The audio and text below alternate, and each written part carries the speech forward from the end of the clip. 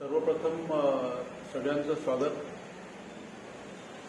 आपण सजग स्वातंत्र्य संघटनेची हे जे पहिलं शिबिर आहे त्यानिमित्तानं आपली उपस्थिती. बाहेर प्रचंड पाऊस आहे आणि मला माहीत आहे प्रत्येकजण इथे मोठ्या अडचणीचा सामना करून आलेला आहे. त्याच्यामुळं तुमचं कौतुक आहे, तुमचं मनातली स्वागत.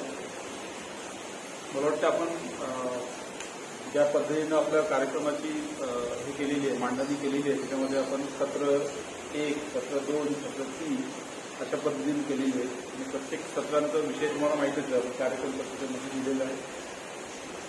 त्याच्यामध्ये पहिलं जे सत्र आहे त्या सत्रामध्ये अमर सर त्याचे अध्यक्ष आहेत.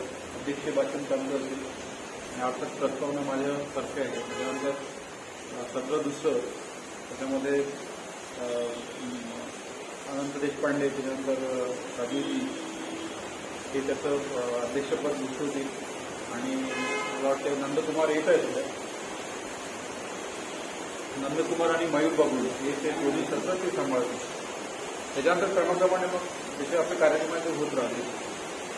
तर आता जो आजच्या सत्राचा जो विषय आहे सत्र 1चा, तर सजग स्वातंत्र्य संघटनेची भूमिका, ध्येय आणि धोरणे हा एक त्याचा मुख्य विषय आहे. त्या विषयावरती आपण चर्चा करू. सत्र झाल्यानंतर आपली एक साधारणपणे आपली त्याच्यावरती चर्चा होईल. त्याला चर्चासत्र असं नाव दिलं. शेवटच्या 10-15 मिनिटांमध्ये कोणाला काही प्रश्न असतील तर ते विचारू शकतात. आपला शंका असेल त्या गोष्टी करू शकतात. कारण बऱ्याचशा लोकांना क्लॅरिटी नसते की नेमकं काय आहे ते सध्या स्वातंत्र्य म्हणजे काय. मलाही बऱ्याचदा मला प्रश्न पडला होता की किसान पुत्र आंदोलन एकदम सजग स्वातंत्र्य कसं काय, संघटना कशी काय बनली. मोठा दुष्काळात पडलो मी. कारण मी मुळात जो काही माझ्यातला लढवय्या जो कार्यक्रम शेतकऱ्यांसाठी लढणार आहे, ते शेतकरी आणि स्त्रिया, त्याच्या व्यतिरिक्त मला काही घेणं नाही असा स्वभाव मी होतो.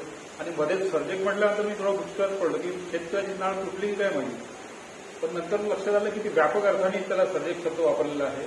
आणि अनेक लोकांना प्रश्न असा पडायचा किसान पुत्र आंदोलनाच्या वेळेस की हे शेतकऱ्यांचंच आंदोलन आहे.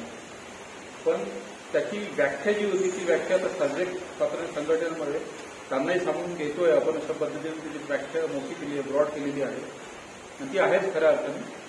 त्याच्यामुळं शहरी जो तरुण आहे, जो घटक आहे, त्याला अधिकाधिक पद्धतीने आपण कसं समाविष्ट करू आपल्या आंदोलनामध्ये, हा त्याचा मुख्य उद्देश आहे. आणि मला असं वाटतं आजचा दिवस जो आहे तो आपल्यासाठी खूप महत्त्वाचा आहे. कारण जी चळवळ आपण सुरू केलेली आहे सजग स्वातंत्र्य संघटना आहे, तर हे पहिलं शिबिर आहे. त्याच्यामुळे जी आपल्यासाठी ऐतिहासिक गोष्ट ठरणार आहे. त्याच्यामुळे आपण या शिबिराच्या निमित्ताने किंवा सजग स्वातंत्र्य संघटनेच्या निमित्ताने आपण एका नवीन वैचारिक प्रवासाला सुरुवात करीत आहोत.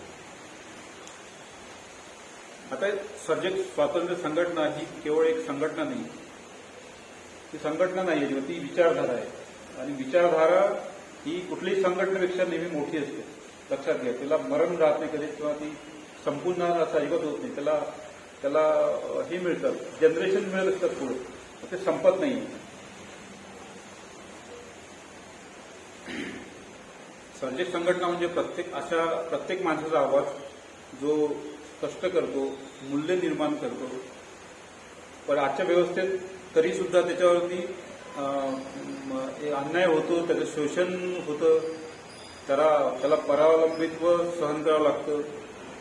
हा खरा म्हणजे हा संघटना उभा करण्यामागचा उद्देश हाच आहे की आपल्याला अशा घटकांना स्वातंत्र्य, स्वावलंबन आणि अन्याय आणि शोषणमुक्त त्याला करायचं आहे. त्यासाठी आपण हे सगळं एकत्र आलेलं आहे. आता सर्जक म्हणजे कोण, हा एक मोठा प्रश्न नेहमी त्याचं व्याख्या करताना मोठा प्रश्न असतो की कोण सर्जक. आतापर्यंत आम्हाला एक माहित होतं की जो नवनिर्मिती करतो, शेतकरी आहे, तो निर्मिती करतो, परत त्या निर्मितीमधून परत निर्मिती होतो. म्हणजे ती जी प्रक्रिया आहे निर्मितीची ती थांबत नाही. तसे स्त्रियांच्या बद्दल ते जन्म देतात. ते जन्म देतात प्रकार तो काही थांबत नाही आहे. पिढ्यानं पिढ्या तेच काम करत असतात. ते शेतकरी पण तेच काम करत असतो. तो पिकवतो दरवर्षी पिकवतो. त्याला परवडते की नाही तो अजिबात बघत नाही. तो पिकवत असतो फक्त. अरे तू मरायला लागला तरी पिकवतो. आता हे मी जवळपास 25-30 वर्षापूर्वी सांगतो. माझे वडील, माझा भाऊ नोकरीवर होता आणि त्यावेळेस भाऊ वडिलांना पैसे द्यायचा महिन्याला की हे पैसे घ्या. वडील ते पैसे घेऊन शेतीत घालायचे आणि वडिलांचं भावाचं प्रचंड भांडण होत होतं. नंतर माझे पैसे तुम्ही शेतीत का घातले, निघत नाही परत तिथून, तुम्ही तिथं का घालतात पैसे, माझे पैसे तुमच्यासाठी वापरा, तुम्ही ते तुमचे बाकीचे काही छंद असतील ते जोपासा, त्याच्यात खर्च करा, शेतीत नका टाकू. असं तो कळकळीची विनंती करायचं वडिलांना. वडील काही बोलायचे नाही. आणि खरंच सांगत तात्पर्य आहे की तो सर्जक असा व्यक्ती आहे की त्याला कसलंच भान नाही आहे. त्याला लुटण्याची व्यवस्था हे त्याला कळत नाही किंवा कळत असेल तरी तो त्याच्यासाठी जागृत होऊन उठत नाही. शरद जोशींनी प्रयत्न केले होते त्यावेळेस प्रचंड मोठ्या प्रमाणामध्ये शेतकरी तेव्हाचे माझ्या वडिलांसहित, म्हणजे मी सुद्धा बिल्ला लावायचं शेतकरी संघटनेला माझ्यासाठी. जेव्हा मी कॉलेजला होतो तेव्हा अनंतराव मला त्याचं खूप भूषण वाटायचं. जेव्हा पुण्यात आलो ते सगळे शस्त्र मस्त काढून ठेवते वेळ आणि त्यानंतर वेगळंच वातावरण दिसतं. मी म्हटलं इथं टिकायचं असेल तर आपल्याला हे चालणार नाही म्हणून तिथून बाजूला राहिलो. मुळात मी त्या विचाराचाच माणूस होतो. खूप दिवसानंतर माझी ताण बघवली आम्हाला सरांनी की ते बघितलं आणि मला वाटलं की त्याला कोणतं संबंधी द्या. तर अशा पद्धतीनं हा सगळा प्रवास असतो आणि तो त्याला आपण सर्जक म्हणतो की जो निर्मिती करतो आणि निर्मिती करून तो आपल्या श्रमाने निर्मिती करतो, बुद्धीने, कौशल्याने, कल्पकतेने नवीन मूल्य निर्माण करतो. तो प्रत्येक जण असं जो कोणी असेल तो सर्वच जण सर्जक आहे असं आमचं म्हणणं आहे. मला वाटतं सर्जकाची अधिक मोजकी व्याख्या अमर सर पुढच्या या सेशनमध्ये पुढे ते अजून क्लिअर करतील. असं म्हणतात की पृथ्वीचा डोलारा हा शेषनागाच्या फण्यावरती आहे. त्यातलं भाकड कथा आहे नुसतं, याला काही अर्थ नाही आहे. खरं बघितलं तर तो सर्जकांच्या डोक्यावर तो जो डोलार आहे तो तरलेला आहे. हे त्याच्यातलं खरंच नाही. तरलाच असेल तर तो अशा पद्धतीने तरलेला आहे. आजही आपण बघतो की फार मोजके लोक कष्ट करतात आणि जवळपास समजा आपल्या पूर्ण पृथ्वीवरचे 20-30% कष्ट करतात लोक. 70% किंवा 60% जास्तीत जास्त लोक काहीच खाऊ बनलेलं, म्हणजे काहीतरी आपलं काहीतरी करायचं आणि त्याच्या भरोश्यावर तेवढ्या लोकांवरती ते जगतात. ही वस्तुस्थिती आहे. त्याच्यामुळे मी असं म्हणेल की पृथ्वी ही शेषनागाच्यावरती नाही तर ह्या सर्जकांच्या याच्यावरतीच आहे. आजही बघितलं खेड्यापाड्यात तुमच्या शेतांमध्ये काम करणारे अधिकतर महिलाच आहेत. आधी जाऊन बघा कुठे मॅक्झिमम प्रमाणे महिला. तर शोषण इकडून सामाजिक पण आहे, आर्थिक पण आहे. कुठल्या नावाने कुठल्या प्रॉपर्टीज नाही, काही नाही. बिचार कष्ट करतात फक्त. घरी आलं की माणसं पण एवढे आळशी आहे ना. स्त्री पुरुष वाद जो आहे, म्हणजे आपण म्हणतो की त्यांना समानता देऊया, स्वतःची अंडरपॅन्ट महिन्यात पण दूध नाही लोक आजच्या काळामध्ये. वस्तुस्थिती ही आहे. कोणीच नाकारू शकत नाही. तिकडे आपण लक्ष येत नाही तिकडे. खरं म्हणजे प्रत्येकाने स्वावलंबी बनलं पाहिजे. स्त्रियांना पण स्वातंत्र्य दिलं पाहिजे. त्या सर्जक आहेत, त्यांना पहिल्यांदा लक्ष दिलं पाहिजे त्यांच्याकडे, आपण मला वाटते. त्याच्यामुळं हे जे काही सर्जक आहे, ही लढाई काही साधी सोपी नाही आहे. आपल्याला स्वतःला सुद्धा बदल करावा लागेल. आपण स्वतःच्या काय त्याला म्हणतात आपल्या आचरणामध्ये किंवा आपल्या वागण्यामध्ये किंवा आपल्या सगळ्यात त्या गोष्टी दिसल्या पाहिजे. दुसरा प्रश्न असा आहे की हे जे काही सर्जक म्हणतो ते खरोखर स्वतंत्र आहेत का? तर तुमच्या लक्षात येईल की ते नाहीये. ते नाही आहेत. म्हणूनच इथे लाखो शेतकरी आत्महत्या झाल्या आहे गेल्या 35 ते 40 वर्षापासून. त्याच्यापूर्वी झाल्या असतील पण त्या आपल्या लक्षात येत नव्हत्या. पण साहेबराव करपेंच्या त्यांनी आपण ज्या दरवर्षी 19 मार्चला जो अन्नत्याग आंदोलन करतो, 19 मार्चला बरोबर ना, जे आंदोलन करतो आपण अन्नत्याग आंदोलन, जे 2017 पासून आपण करतोय रेग्युलरली. तर हे जे काही आहे ते त्यांच्या सर्जकांवरती ज्या काही गोष्टी, सर्जकांवरती ज्या काही जे त्यांची दुरावस्था आहे त्याचे सगळे परिणाम आहे. आणि ती दुरावस्था जी आहे ती आपल्या इथल्या सिस्टीमनी ते त्यांच्यावर आणलेली आहे. त्याच्यासाठी अमर सरांचं एक पुस्तक आहे, शेतकरी विरोधी कायदे का रद्द करू नये.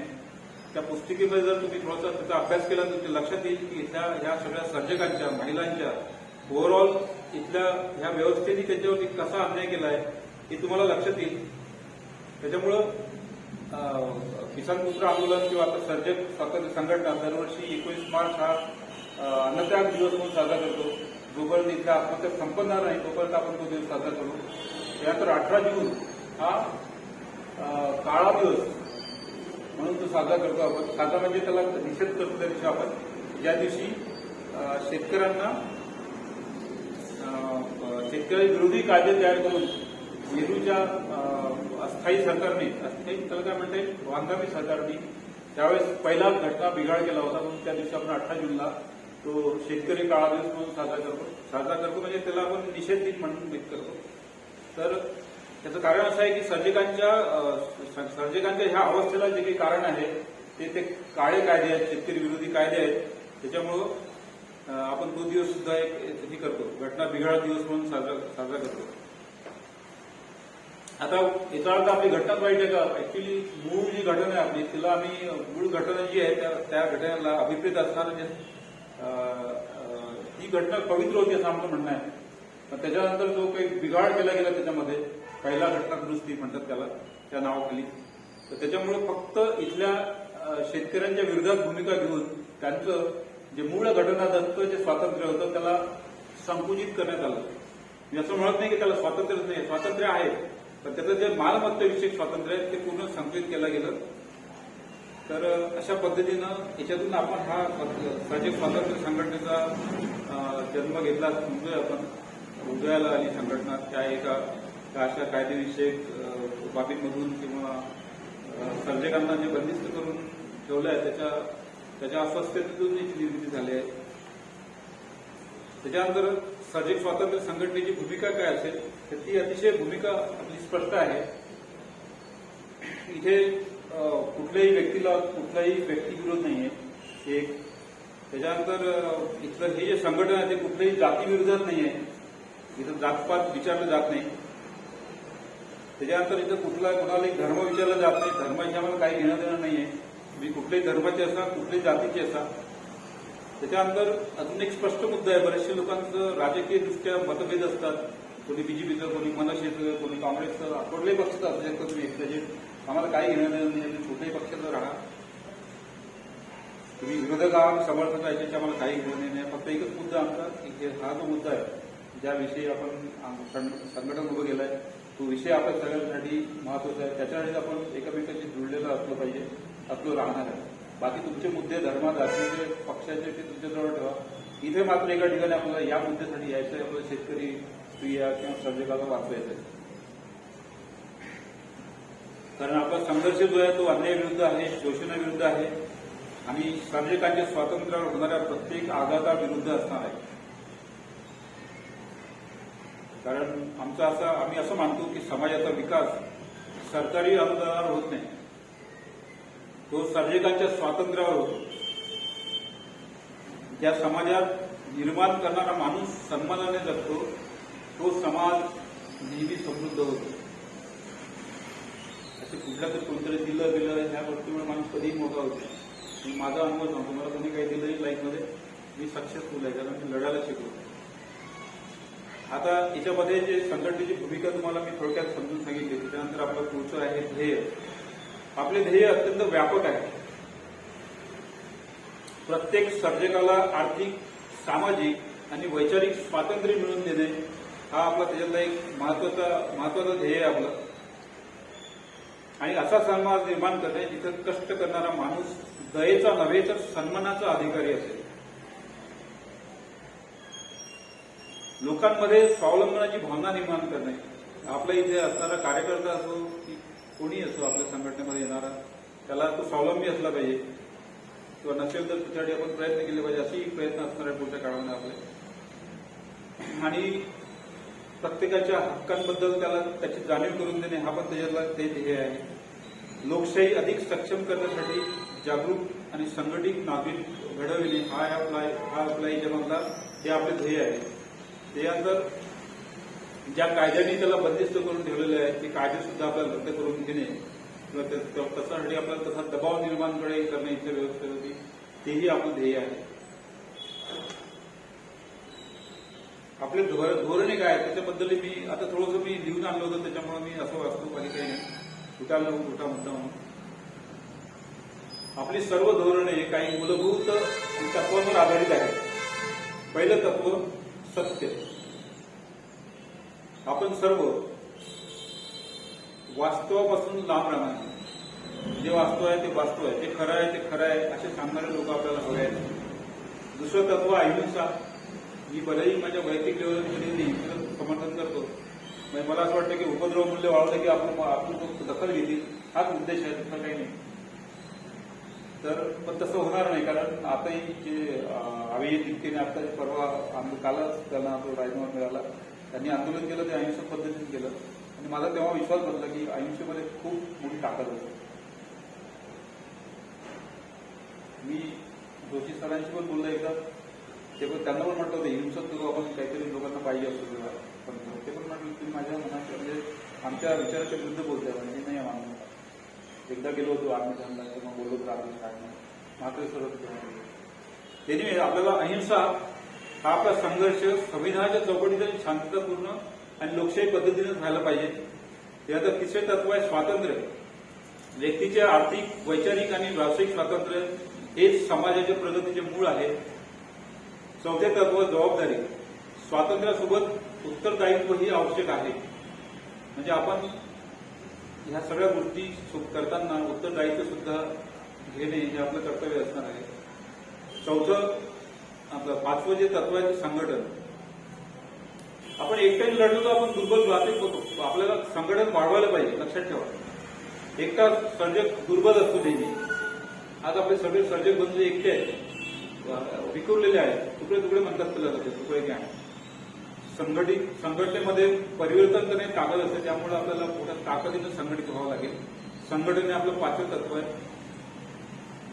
आणि याच्यामध्ये सगळ्यात महत्वाचा जो शेवटचा जो पार्ट आहे तो आहे कार्यकर्त्यांची भूमिका. प्रत्येकाने हे नेहमी लक्षात ठेवा की मी फक्त काही सदस्य नाहीये याचा ह्या संघटनेचा, तर मी ह्या विचारांचा दूत आहे. आपल्या प्रत्येकामधला प्रत्येक जण अमर हवी सरांसारखाच ताकदीचा वक्त झाला पाहिजे, त्यांच्यासारखे विचार व्यक्त होता आले पाहिजे. हा आपला प्रयत्न आपला असला पाहिजे. त्याच्यामुळं मी म्हणेल की मी स्वातंत्र्य संघटनेचा दूत आहे. प्रत्येक जण आपल्याला दूत वाटला पाहिजे लोकांना. जेव्हा आपण लोकांपर्यंत मिसळतो त्या एका दूताने परत अजून तिकडे 15 दूत तयार केले पाहिजे. ही आपली भूमिका असली तर संघटन आपलं वाढायला काही वेळ लागणार नाही. आपला विचार हा लोकांमध्ये पोहोचेल. आता आपण पोहोचत नाही, हा आपला मेन महत्वाचा प्रश्न आहे. त्याच्यामुळं समाजात एक आशेचा किरण निर्माण होईल, कार्यकर्ते निर्माण होतील. प्रत्येक गावात, शहरांमध्ये प्रत्येक सर्जकांपर्यंत पोहोचता येईल. आणि आपलं काम काही फक्त सभांचं आयोजन करणं नाही, तर आपल्याला तिथं पोहोचणे हे आपलं सगळ्यात महत्वाचं काम आहे. त्याचसोबत तिथल्या लोकांचे प्रश्न समजून घेणे. आपलं जे लावत नाही, त्यांचंही काय म्हणणं आहे ते पण ऐकून घेतलं पाहिजे. बऱ्याचदा काय होतं आपल्याला वाटतं आपल्यालाच कळतं, पण त्यांच्यातही अनेक प्रश्नांची उत्तरं मिळतात किंवा प्रश्न कळतात आपल्याला. त्यामुळे त्यांचं पहिल्यांदा ऐकून घेणे, त्यांना विचार देणे. तो आपला विचार करतो आपण की जो काही मागत नाही गव्हर्नमेंटला, आपण विचार सांगतोय की ह्या गोष्टीला हे कारण आहे. त्यांना विचार देणे, त्यांना संघटित करणे, त्यांना सक्षम करणे हेच आपले खरे कार्य असले पाहिजे, कार्य आहे. आता ह्या शिबिरात बऱ्याचदा वेंगुर्लेकर सर म्हटले की आपण ऑनलाईन का नाही घेत, आपण कशाला भेटतो वगैरे वगैरे. तर ह्या भेटण्यामागचं कारण वेगळं असते. केवळ फक्त माहिती देणे हाच उद्देश नाही आहे सर याच्या मागचा. तर प्रत्येक कार्यकर्त्यांचं नेतृत्व विकसित करणे. तर मला काही बोलायची सवय नाही, यांनी दिले ठकतून मला एकदा मुंबईच्या त्या कार्यक्रमात. आणि अरे म्हटलं कसं काय, म्हटलं हे मोठी जबाबदारी आहे. तेव्हा मग ऑटोमॅटिक त्यांनाच विचारलं कसं करतात, कुठून सुरू केली पाहिजे. तर थोडक्यात म्हणजे कार्यकर्त्यांचं नेतृत्व गुण विकसित करणे हा एक त्याच्या मागचा उद्देश असतो. आणि एक प्रशिक्षित कार्यकर्ता 100 लोकांना नंतर तो पुढे करू शकतो. लक्षात ठेवा, आज आपण 10 बसलोय. संख्या count is doesn't matter. Your philosophy and thought is more important than your count.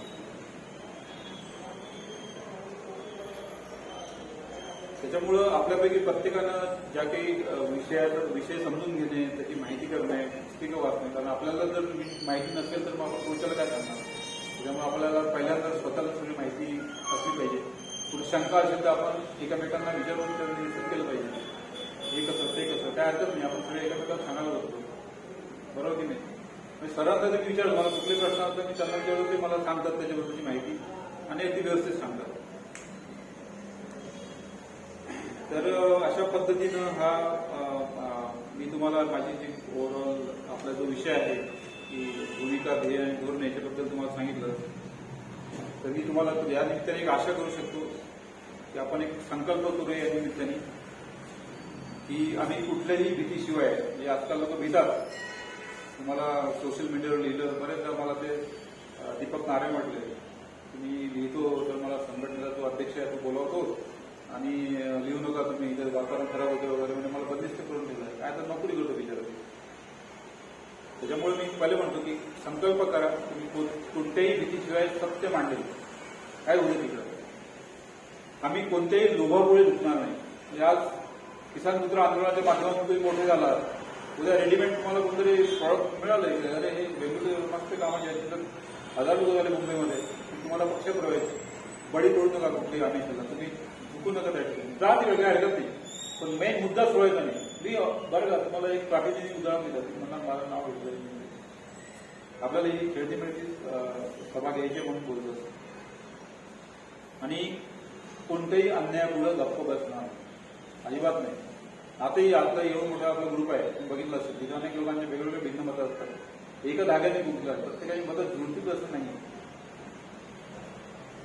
आणि सगळ्यात महत्वाची गोष्ट, सर्जकांच्या स्वातंत्र्यासाठी जोपर्यंत त्यांना स्वातंत्र्य मिळत नाही तोपर्यंत आयुष्यभर लढत राहील. हे तुमच्याकडनं हा संकल्प हवा आहे या निमित्ताने. त्याच्यामुळं सज्जनांनो, मला असं म्हणायचं आहे की इतिहासात परिवर्तन नेहमी मोजक्या लोकांनी सुरू केले. आज इथे जे जमलो आपण त्याच्याकडे जमलो नाही आहे, किती लोक आले, संख्या महत्वाची नाही. आपण इथे जे जमलोय ते इतिहास घडवण्यासाठी जमलोय आणि इतिहास घडताना अशीच सुरुवात झालेली. स्वातंत्र्याची जेव्हा महात्मा गांधींनी मूर्तिमंत केली होती सुरुवात, त्यावेळेस त्यांनी सुद्धा असं एक ड्रोनच तयार केलं. नंतर चंपारणचं जेव्हा ते बॅकग्राऊंड मिळालं शेतकऱ्यांनी सपोर्ट केला आहे त्याला सगळ्या स्वातंत्र्य चळवळीला मुळात सुरुवातीला. नंतर ते सगळं पसरलं मग भारतला. त्याच्यामुळं आपण इतिहास घडवायला इथं जमलेलं आहे हे विसरू नका आणि स्वतःवर विश्वास ठेवा की असं नाही समजायचं की 4 लोक आहे 5 लोक असं नाही.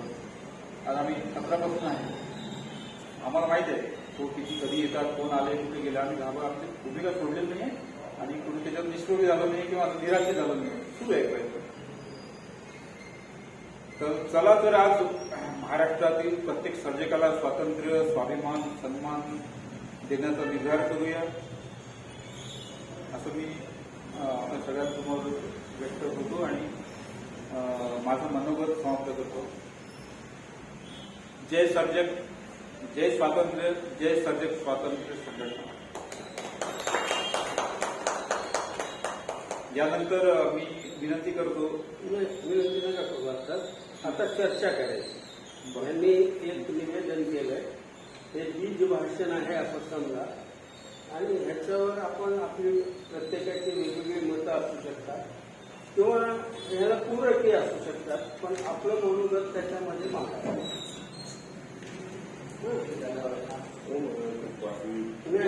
उशिरा येणाऱ्याला एंटरटेन करू नका.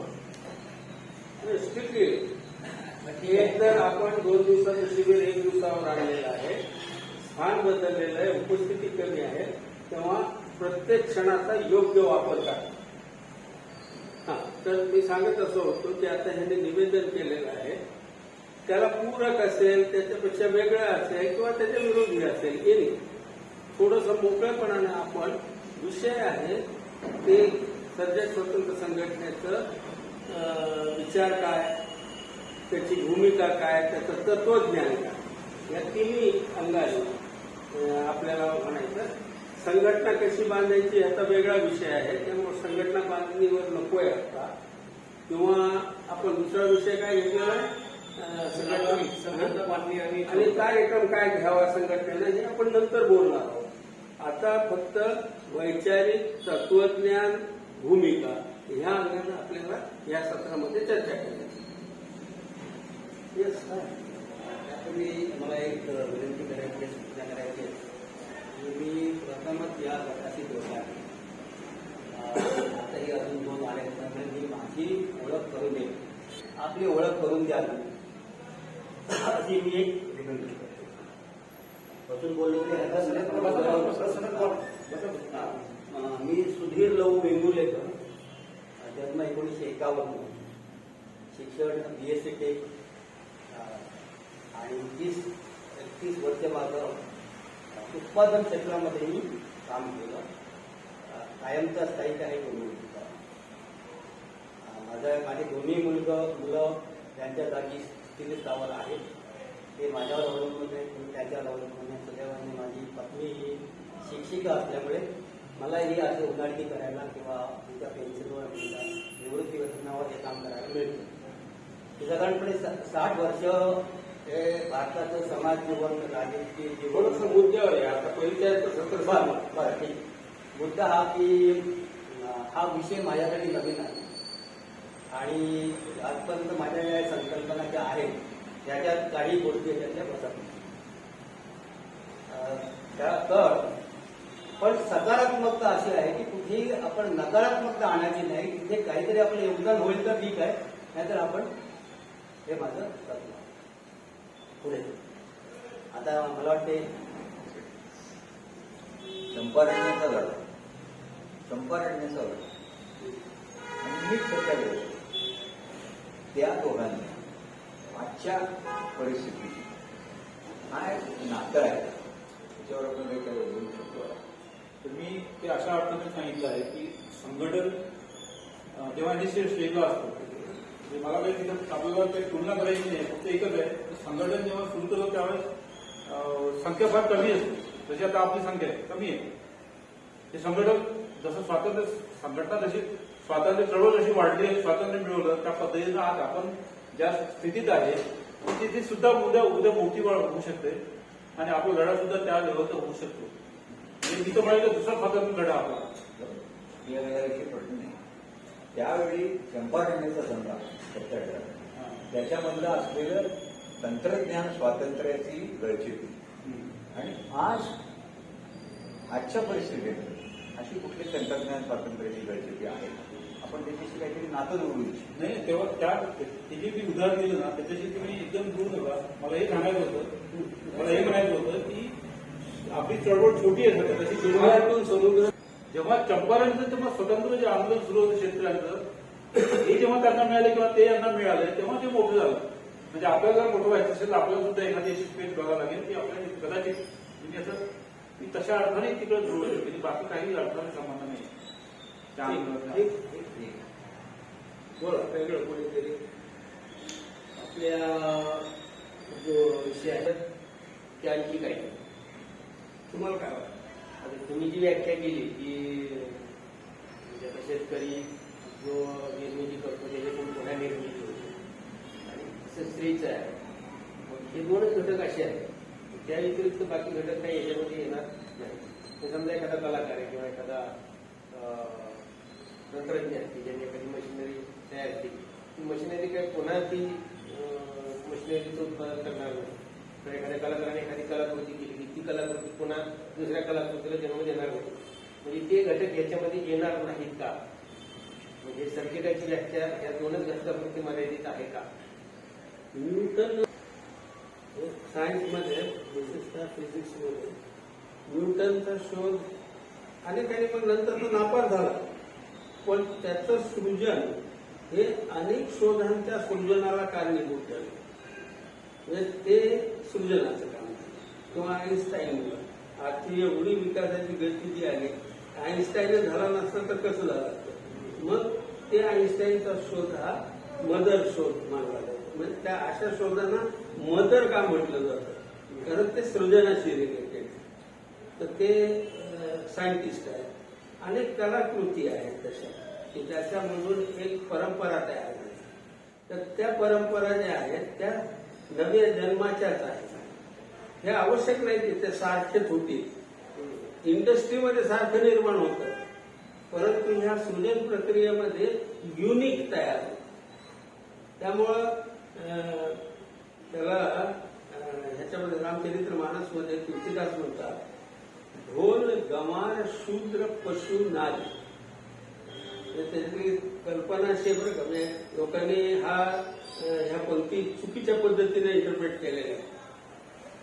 इथं राम समुद्राला म्हणतो तू बाजूला हो, बांधायचं. समुद्र म्हणतो मी नाही, आणि मला बाजूला करायचं असेल तर तुला भाग पाडावा, मी होऊ शकणार नाही, मी होणार नाही.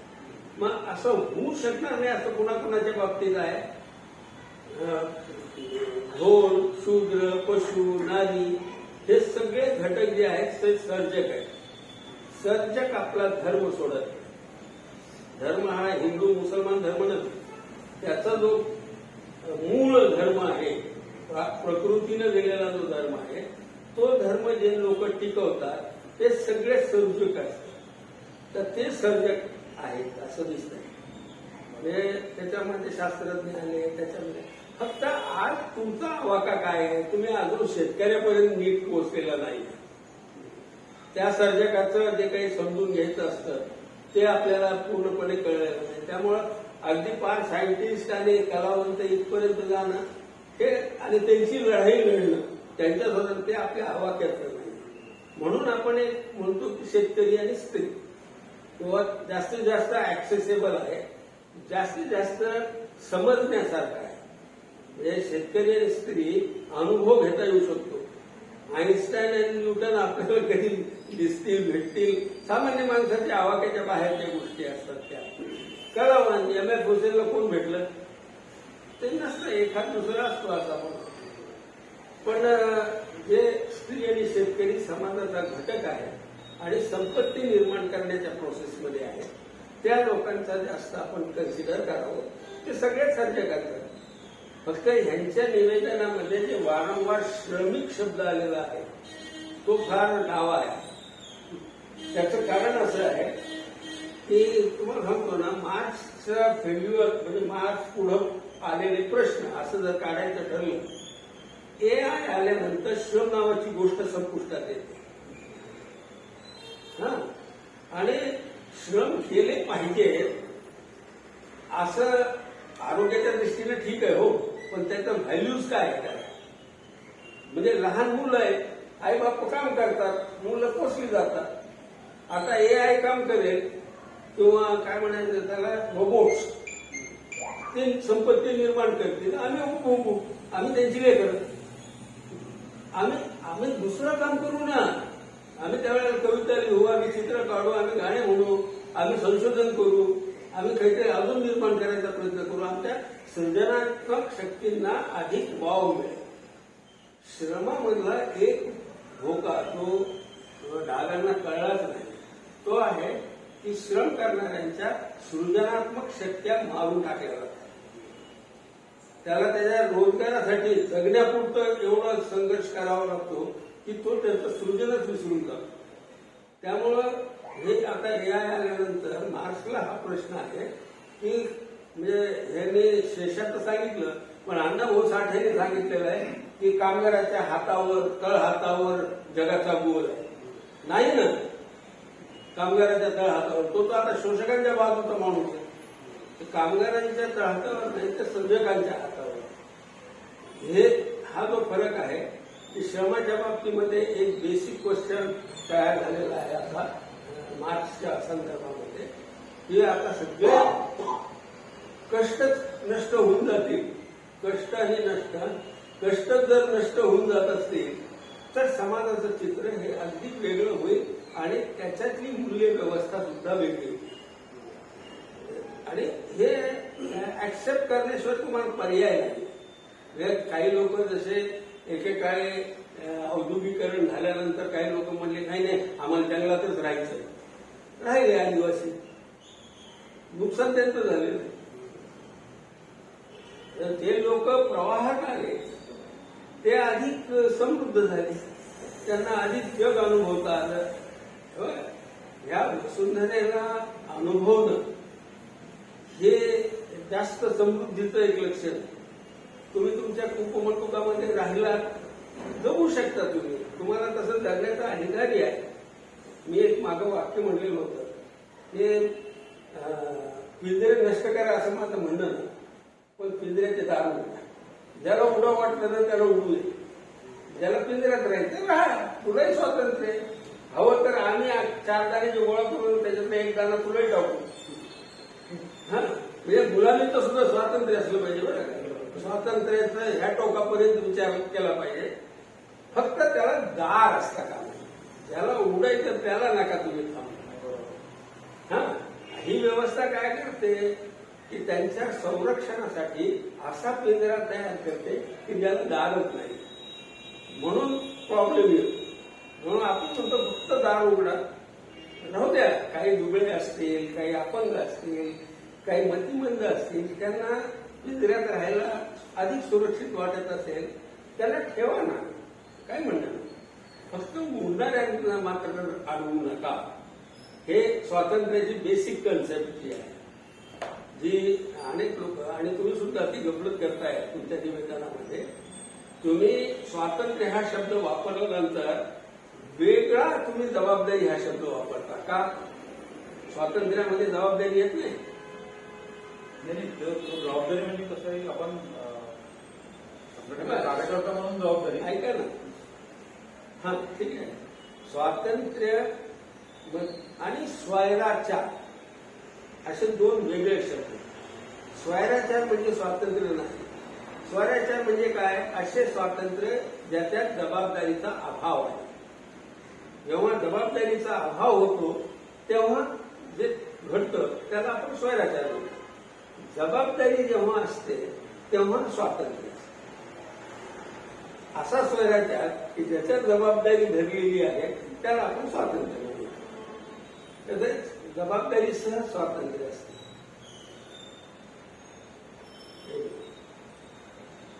थोडंसं मध्ये अडकलो. माझ्या अध्यक्षीय भाषेने मला करायचं ना, इथं संपून जाईल. सर्जक या शब्दाची व्याख्या करताना किंवा त्या शब्दाचा अर्थ करताना आपण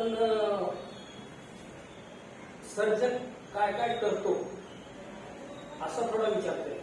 म्हणजे आता हे मी सांगता की माझा भाऊ बापाला आमच्या पैसे देत होता आणि ती शेतीतच घालत होती.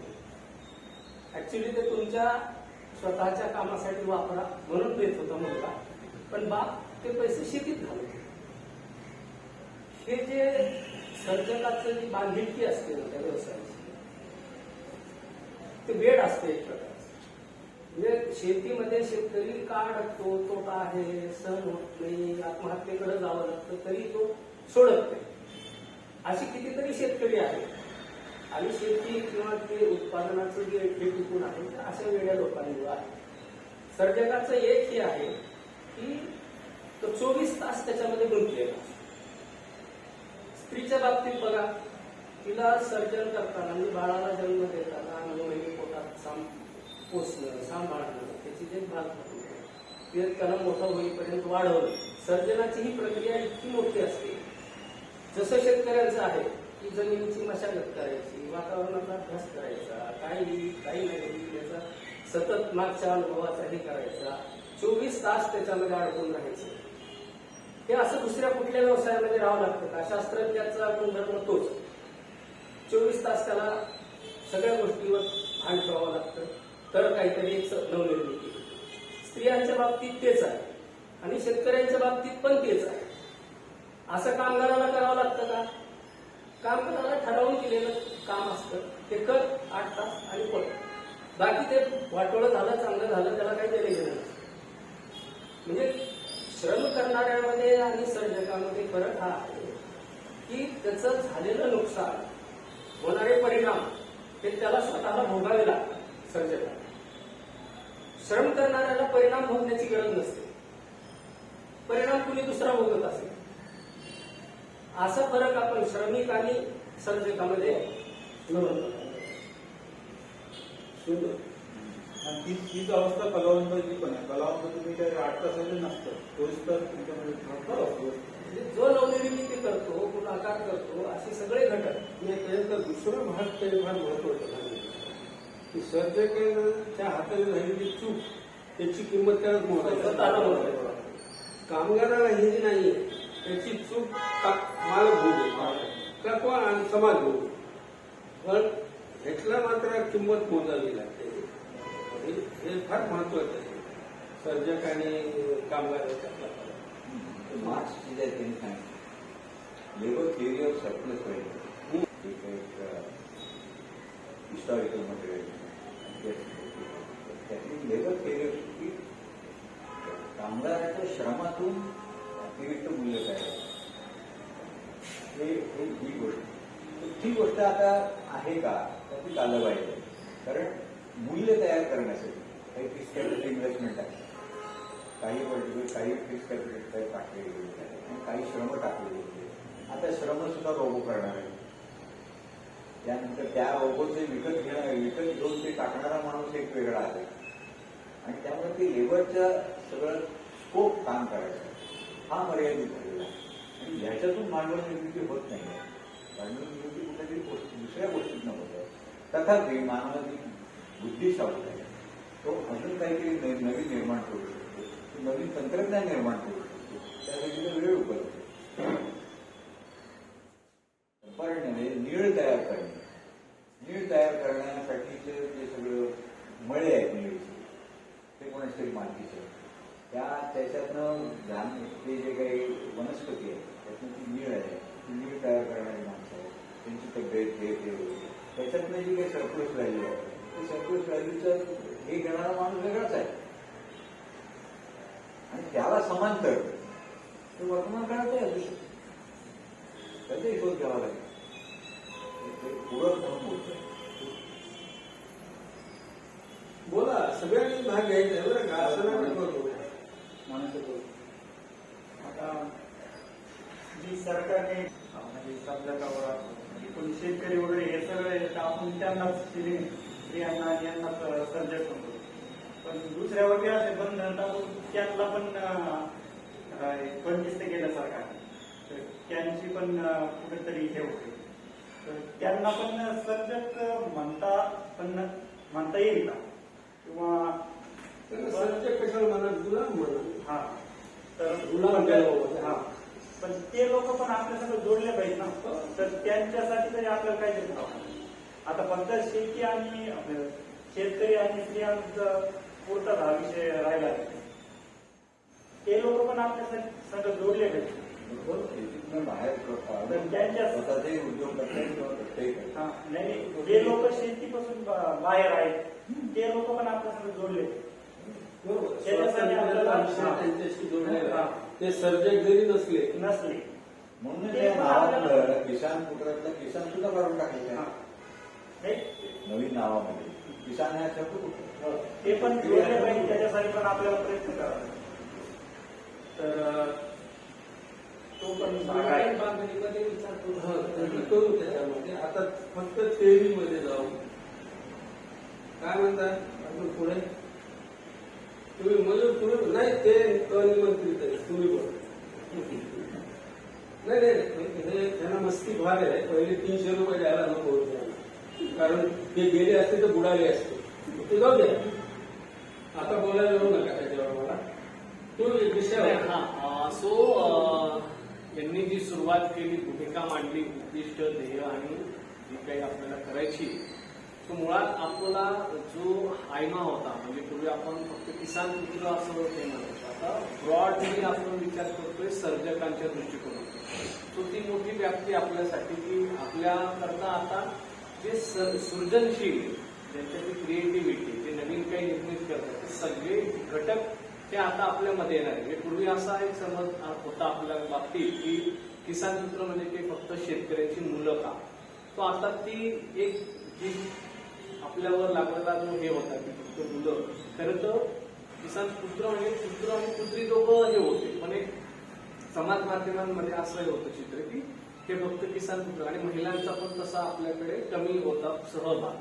पण आपण सर्जक स्वातंत्र्य घेतल्यानंतर त्याची व्याप्ती वाढली आणि ती व्याप्ती वाढल्यामुळे अधिक गतीने पुढं आपल्याला काम करता येईल आणि याचे ध्येय, उद्दिष्ट, धोरण याची निश्चिती आपल्याला करावी लागेल. कारण जोपर्यंत उद्दिष्ट, ध्येय हे फिक्स होत नाही किंवा माहिती होत नाही लोकांना की कुठल्या उद्दिष्टासाठी काम करतो, कुठल्या ध्येयासाठी काम करतोय आपण आणि का म्हणून काम करतोय. कारण आज अनेक संघटना, अनेक चळवळी आहे काय आपल्यासोबत लोकांनी काय यावं, ही भूमिका जर आपण एक निश्चिती केली या सगळ्यांमध्ये सगळ्यांच्या चर्चेतनं, तर आपल्याला पुढचा जो टप्पा आहे संघटन बांधणीचा त्यामध्ये त्याला बळ येईल. त्याच्यामुळे आत्ताच्या पहिल्या या सत्रामध्ये सर्जक स्वातंत्र्य हे तर प्रत्येकाला माहिती आहे आपल्यापैकी, पण याचं ध्येय उद्दिष्ट याच्यावर अधिक आपण जर प्रत्येकाने आपलं मत व्यक्त केलं तर त्याला अजून एक ब्रॉडली गोष्ट करता येईल आपल्याला त्या ध्येय आणि उद्दिष्टांना निश्चिती करण्यासाठी. तुम्ही फक्त नोट्स देऊ नका, तुम्ही बोला. बरं, आपण सर्जकाची ज्या चर्चेमधून काही पॉइंट्स निघाले त्याच्यामध्ये काय पहिला घटक आहे की संपत्ती निर्माण करणारा घटक, त्याला आपण सर्जक म्हणायचं. किंवा दुसरं जे म्हटलं की नवनिर्माण करणारा घटक, किंवा त्याच्यानंतर आणखी म्हटलं की काही नवीन माहिती भर टाकणारा म्हणजे संशोधक जो टाकतो नवीन माहिती काहीतरी निर्माण करू, त्याला सुद्धा आपण काय म्हणू शकतो, सर्जक असं म्हणू शकतो. किंवा एका कलेतून दुसरी कला जी परंपरा तयार होते असेल अशा लोकांना सुद्धा आपण सर्जक म्हणू शकतो. आपण पहिल्यांदा फक्त दोनच याच्यामध्ये अडकून पडलेलो होतो, स्त्री आणि शेतकरी, तर त्याच्यामध्ये काही घटक आपण ऍड करू शकतो. तर जसं की संशोधक, संपत्ती निर्माण करणारा, असं किंवा अशी काही कलाकृती निर्माण करतो की ज्याच्यातून पुढची कलाकृती वाढत जाते, असे पण लोक याच्यामध्ये आपण समावेश करू शकतो आणि त्यांना आपण सर्जक म्हणू शकतो. म्हणजे दोन गोष्टी करतो न अडकता आपण ती व्याख्या आता पुढे जाते असं त्याचा अर्थ. त्याचं पहिलं जे वाक्य आहे ते चुकीचं इंटरप्रिटेशन केलेलं आहे तुम्ही. सर्जक म्हणजे संपत्ती निर्माण करणारा एवढंच नव्हे, एवढंच या अर्थानं मी बोललो होते. आपल्याला शेतकरी जो आहे तो संपत्ती निर्माण करणारा आहे, पण एवढ्या मर्यादेमध्येच आपण पाहत नाही. एक चित्रकार आहे, तो काय संपत्ती निर्माण करतो खरं तर, पण ती एक वेगळ्या स्वरूपाचं असते. पण त्याच्यामधलं संपत्तीपेक्षा व्हॅल्यू निर्मिती म्हणून त्याच्यापेक्षा त्याचं सातत्य असणं फार महत्वाचं आहे. कारखान्यामध्ये ते सातत्य नसतं, सर्जनामध्ये ते सातत्य येतं. म्हणजे आपत्तीजननाचं सातत्य जसं चालू राहतं तसं चित्रकलेमध्ये एक परंपरा तयार होते, गायनामध्ये एक परंपरा तयार होते, त्याच्यामध्ये मॉडिफिकेशन्स होतात, ती नवनिर्मिती होत जाते. सायन्समध्ये होते. Material and intellectual property, intellectual property creation.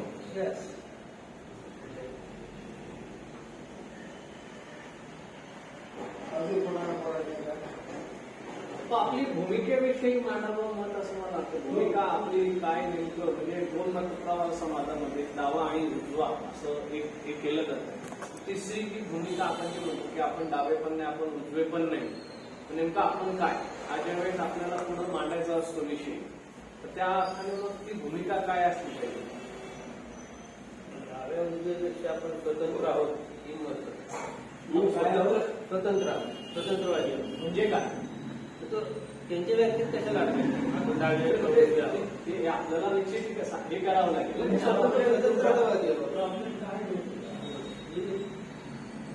स्वतंत्रतावाद्याची एक फळी आहे, म्हणजे डावे आणि उजवे हे दोन्ही नाकारतील आणि तटस्थपणाने विचार करण्या ही एक विचारधारा आहे जी स्वातंत्र्याकडे घेऊन जाते, व्यक्तीला स्वातंत्र्याकडे घेऊन जाणारी किंवा जे व्यक्तिगत त्याचं स्वातंत्र्य आहे ते अबाधित ठेवू पाहणारी एक ही आहे विचारधारा, लिंग आहे असं कोणी मानतच नाही. मूळतः डावे आणि उजवे हे शब्द सत्ताच्या बाजूचे लोक आणि सत्तेच्या विरोधातले लोक. उजव्या बाजूला जे लोक बसायचे सभागृहामध्ये ते सत्ताधारी लोक होते, सत्तेच्या बाजूचे लोक होते, आणि डाव्या बाजूला जे बसायचे सत्तेच्या विरोधातले लोक होते. या अर्थाने आम्ही डावे आहोत.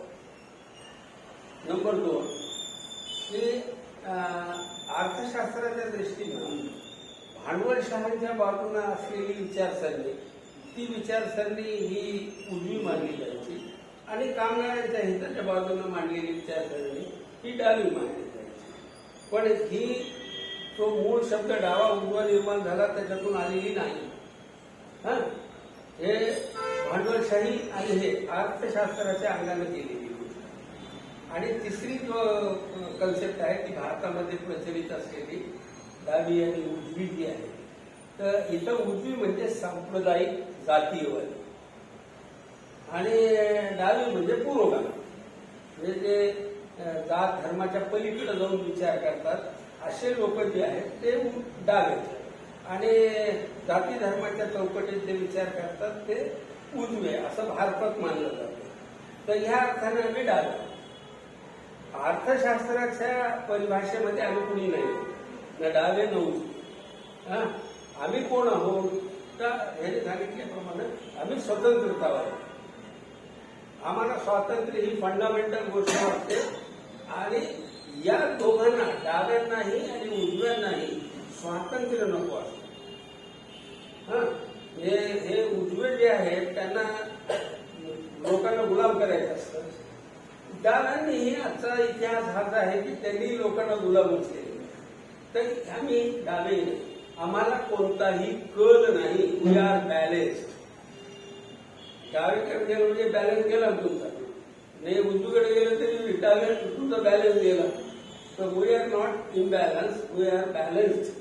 आम्ही स्वतंत्रतावादी आहोत आणि हा संतुलनाचा खरा मार्ग असू शकतो की तुम्ही स्वातंत्र्याच्या बाजूचा आहात का गुलामीच्या बाजूला आहात. तर आमच्यासाठी आम्ही स्वातंत्र्याच्या बाजूला. पण केवळ एवढाच प्रश्न नाही, प्रश्न अजूनही आहे की तुम्ही आजच्या परिस्थितीमध्ये तर सरळ सरळ की तुम्ही सत्तेच्या बाजूने आहात का विरोधात. तुम्ही विरोधकांच्या विरोधाला विरोध केला की तुम्ही सत्तेच्या पारडे जड करताय, तेही चालत नाही. तुम्ही तुमच्या प्रत्यक्ष अप्रत्यक्ष कृतीनं सत्तेचं पारडं जड होईल असं काही करायचं नाही.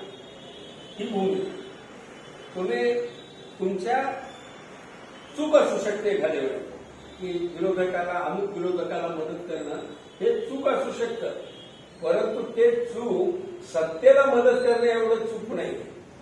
तुमच्या प्रत्यक्ष आणि अप्रत्यक्ष कृतीतून सत्तेला होणारी मदत ही स्वातंत्र्याच्या विरोधातली गोष्ट आहे. स्वातंत्र्यवादी माणूस असं करू शकत नाही. स्वतंत्रतावादी माणूस विरोधीच आहे सत्तेच्या. त्यामुळं हे सत्ताधारी चांगले आहेत, पूर्वीचे वाईट होते, नो. हे ज्या अर्थी नव्हे ते त्याच्या बोकांडीवर बसून आले ते जास्त घातक आहे.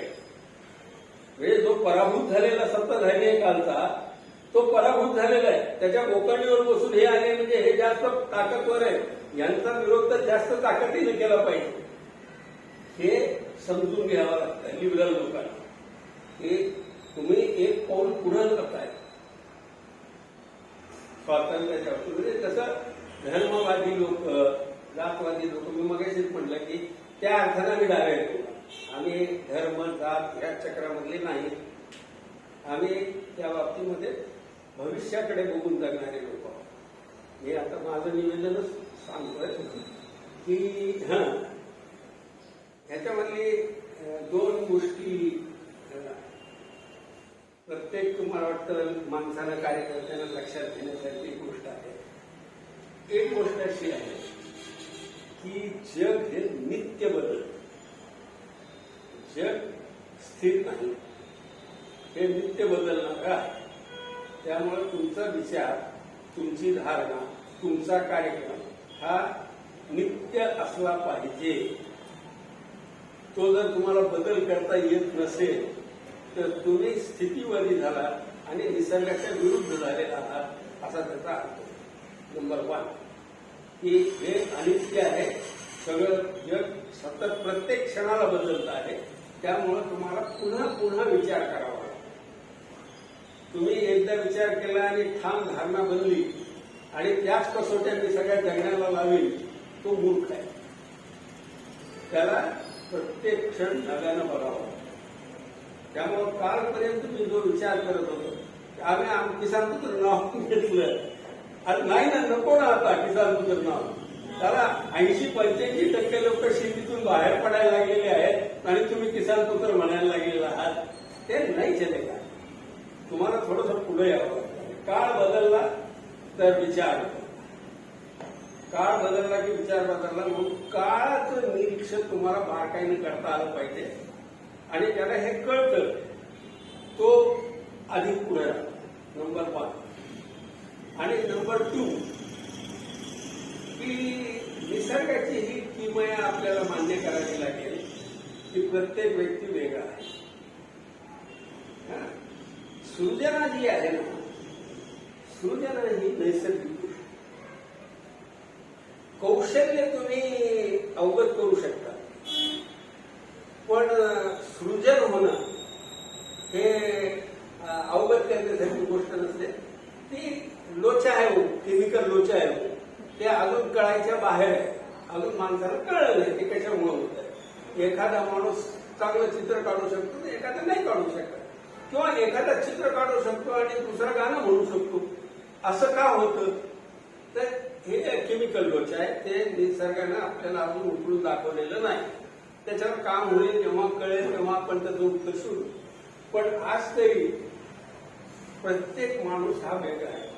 आता हे जेव्हा मी विधान करतो त्यावेळेला कुणाचा केमिकल लोचा कसा आहे हे आपण कसं ओळखतो. त्यामुळं जरी सृजनाची काही सृजक दिसतात आणि काही सृजक दिसत नाही. म्हणजे केवळ हे जे 4-5 मोजलेले आहेत तेवढेच सृजक समाजामध्ये आहेत असं नव्हे. या पलीकडे सुद्धा असू शकतात जे आपल्याला माहीतच नाही. ज्या कला आपल्याला दिसल्या तेवढ्याच आहेत ना, त्याची नवीनच कला असेल काहीतरी. त्यामुळं ती एक नैसर्गिक प्रक्रिया आहे सृजनाची. म्हणून मुद्दा हाच आहे की कौशल्य का सृजन. तर कौशल्य कोणालाही अवगत करता येईल, सगळ्याला जमेल तर असं नाही, पण बऱ्याच लोकांना जमून जाईल. भाषण कसे करावे, कसलं गाणे कसे म्हणावे, नृत्य कसे करावे, असे क्लास असतात.